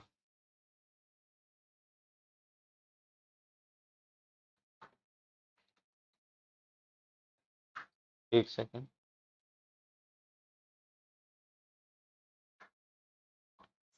राजस्थानी संघ भवन, राजस्थानी संघ भवन की हम बात करें तो ये बना है कोयम्बटूर तमिलनाडु में। कहाँ पे बना है राजस्थानी संघ भवन, कोयम्बटूर तमिलनाडु में। इसका उद्घाटन है जो उद्योग एवं वाणिज्य मंत्री शकुंतला रावत द्वारा किया गया है। तो केवल इतना इंपॉर्टेंट है कि राजस्थानी संघ भवन कहाँ है, तो राजस्थानी संघ भवन ध्यान रखना कोयम्बटूर में है, तमिलनाडु के अंदर। कहाँ पे खोला गया है, कोयम्बटूर तमिलनाडु के अंदर खोला गया है। नेक्स्ट देखो, मुख्यमंत्री लोक कलाकार प्रोत्साहन योजना 2023 जो है, इसके अंदर 23-24 के बजट में ये घोषणा हुई थी। कला साहित्य सांस्कृतिक एवं पुरातत्व विभाग द्वारा जो ये चलाई जा रही है, इसका उद्देश्य है कि क्षेत्रीय कलाकारों और इनसे संबंधित लोक कलाकारों का सम्मान करने और उन्हें प्रोत्साहन करने के लिए ये योजना, मुख्यमंत्री लोक कलाकार प्रोत्साहन योजना चलाई गई है। इंपॉर्टेंट है क्योंकि मुख्यमंत्री जी के खुद के नाम पर ये योजना है, तो ये इंपॉर्टेंट हो जाती है। योजना के तहत लोक कलाकारों को 10 स्थानीय क्षेत्रों में 100 दिवस के लिए कला प्रदर्शन करने का अवसर दिया जाएगा। मतलब आपको देखो, मनरेगा में पहले 100 दिन का काम मिलता था ना, इस तरह से लोक कलाकारों को भी 100 दिन प्रदर्शन करने का अवसर दिया जाएगा, है ना। 100 दिन का जो रोजगार सुनिश्चित हो जाएगा इससे, और 5,000 प्रति कलाकार परिवार को लोक वाद्य खरीदने की आर्थिक सहायता भी दी जाएगी। देखो, लोक कलाकार को आर्थिक सहायता दी जाएगी, क्यों दी जाएगी, 5,000 रुपये पर कलाकार को, कि वो अपना जो है इंस्ट्रूमेंट खरीद सकें, वाद्य यंत्र खरीद सके, लोक वाद्य खरीद सके। तो कितनी अच्छी योजना है ये 100 दिन का तो इनको जो है प्रदर्शन करने का मौका मिल रहा है। ठीक है, और 5,000 रुपये जो है इनको मिल रहा है किस चीज के लिए, कि लोक वाद्य यंत्र खरीद सकें। ग्रीन लंग्स क्या है, ग्रीन लंग्स है 13 शहरों में विकसित किया जाएगा। ठीक है, इसके लिए जो है आपके 14 करोड़ रुपए खर्च किए जा रहे हैं। इसका उद्देश्य है कि वन क्षेत्रों का विकास किया जाए और आमजन के लिए इसे खोला जाए। मतलब है पर्यावरण के संरक्षण को देखते हुए वन क्षेत्रों का विस्तार किया जाए। ठीक है, तो ये वन क्षेत्रों का विस्तार किया जाए और इसको आमजन के लिए खोला जाए। मंजूरी के मुताबिक 20 करोड़ रुपए की लागत से वन क्षेत्रों को विकसित कर आम लोगों के लिए खोला जाएगा। अलवर के मूंगास का, चूरू के राजगढ़, चित्तौड़ के मंगलवार और राजसमंद के नाथद्वारा और गणेश टेकड़ी, उदयपुर के रिसाला में 2-2 करोड़ रुपए का खर्च किया जा रहा है। बारां के खेरखोड़ी, बांसवाड़ा के श्यामपुरा, चित्तौड़गढ़ के किला ब्लॉक, दौसा के नीलकंठ महादेव, है ना, और आपके जयपुर के कानोता बांध और राजसमंद के बंदरिया मगरा और कच्चा बांध में 1-1 करोड़ रुपए की लागत से वन क्षेत्र विकसित किया जा रहा है और जनता के लिए खोला जा रहा है। मतलब एक तरह से काफी बड़े क्षेत्र में विकसित किया जा रहा है और जनता के लिए खोला जा रहा है। ठीक है, जनता के आने जाने के लिए कोई इसमें बाध्यता नहीं रहेगी। तो ये याद नहीं, इतना नहीं रखे, बस कौन सी चीज कहाँ पर है वो याद रखना है ना, बस ये ध्यान रखना ग्रीन लंग्स का संबंध है।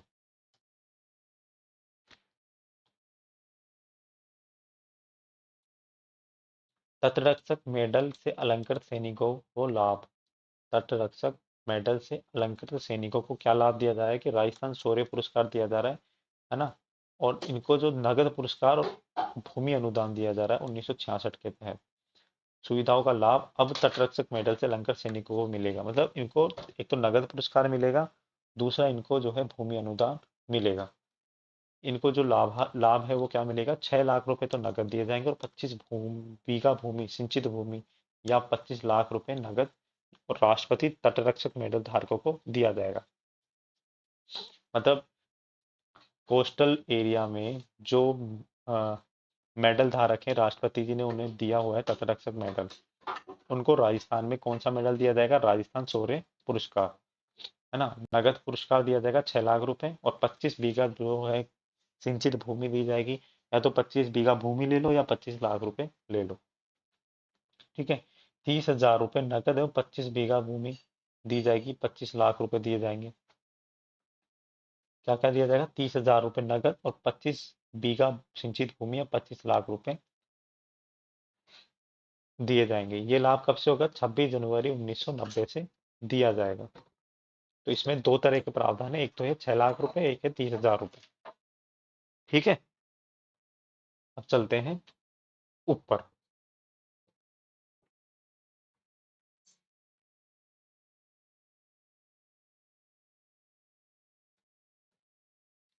रिवीजन की बात करते हैं कि 100 ग्राम सेवा सहकारी समिति को 100 मीट्रिक टन क्षमता वाले गोदाम बनेंगे, 12 करोड़ रुपए की लागत। बबाई झुंझुनू में सीएम श्री अशोक गहलोत ने औद्योगिक क्षेत्र का शिलान्यास किया, कहाँ पे, बबाई झुंझुनू के अंदर। 66वें नेशनल नेशनल स्कूल गेम्स जो है भोपाल मध्य प्रदेश में आयोजित हुए थे। SC ST विकास कोष जो है SC ST विकास कोष के लिए 500 करोड़ रुपए का आवंटन किया है। बाबा नारायण दास राजकीय कृषि कॉलेज कहाँ खोला जाएगा, चिमनपुरा जयपुर में। ये इंपॉर्टेंट है, बाबा नारायण दास राजकीय कृषि कॉलेज कहाँ खोला जाएगा, चिमनपुरा जयपुर में। त्रिपुरी सुंदरी तलवाड़ा बांसवाड़ा में है ना। सीएम ने यहाँ पे पूजा अर्चना की थी। त्रिपुरी सुंदरी तलवाड़ा कहाँ है, बांसवाड़ा में, है ना। वसुंधरा राजे सिंधिया जी जो हमारे पूर्व मुख्यमंत्री थे, वो भी यहाँ पे पूजा करते थे। होम्योपैथिक कॉलेज की हम बात करें तो वो भरतपुर में खुलेगा, होम्योपैथी का कॉलेज। आईपीडी टावर कहाँ पे खुल रहा है, एसएमएस हॉस्पिटल जयपुर में खुल रहा है। कोटा चौपाटी, जयपुर चौपाटी की तरह कोटा चौपाटी भी 28 जून को जो है समर्पित कर दी गई है कोटा के लोगों को। ब्लू पोर्टरी सेंटर फॉर एक्सीलेंस कहाँ है, जयपुर में। वल्नरेबल विटनेस डिपोजिशन सेंटर कहाँ पर है, ये क्या है, वल्नरेबल विटनेस डिपोजिशन सेंटर कि यह 36 न्याय क्षेत्र में खुलेगा। इसका उद्देश्य क्या है कि बाल एवं यौन अपराधों के पीड़ित एवं अन्य संवेदनशील गवाहों को सुरक्षित वातावरण में गवाही की सुविधा उपलब्ध कराने के लिए जो है ये सेंटर खोले जा रहे हैं। मतलब बाल और यौन अपराधों से संबंधित जो भी गवाह हैं उनको सुरक्षित माहौल उपलब्ध कराया जाएगा, गवाहों को, ताकि डर नहीं लगे इस चीजों से, जो है अपनी गवाही बिल्कुल सही तरीके से दे। तो गवाहों के लिए जो है ये सेंटर खोले जा रहे हैं, तो ध्यान रखना ये चीज। ठीक है। तो हमारा कंप्लीट हो चुका है मई और जून का करंट अफेयर। ठीक है, 6 महीने का करंट अफेयर हमने कर लिया है कंप्लीट। अब हम आगे देखेंगे सूजस का सार, जो राजस्थान सूजस है उसका सार पढ़ेंगे हम आगे वाली क्लास के अंदर। ठीक है। तो ये करंट अफेयर तो हो गया कंप्लीट, और उसके बाद हम देखेंगे सूजस का सार। तो क्लास पूरी देखना और बने रहना वीडियो पे, और चैनल पर सब्सक्राइब कर लेना, लाइक करना, दोस्तों के साथ शेयर करना। ठीक है। तो मिलते हैं नेक्स्ट क्लास में, अभी के लिए इतना ही। धन्यवाद।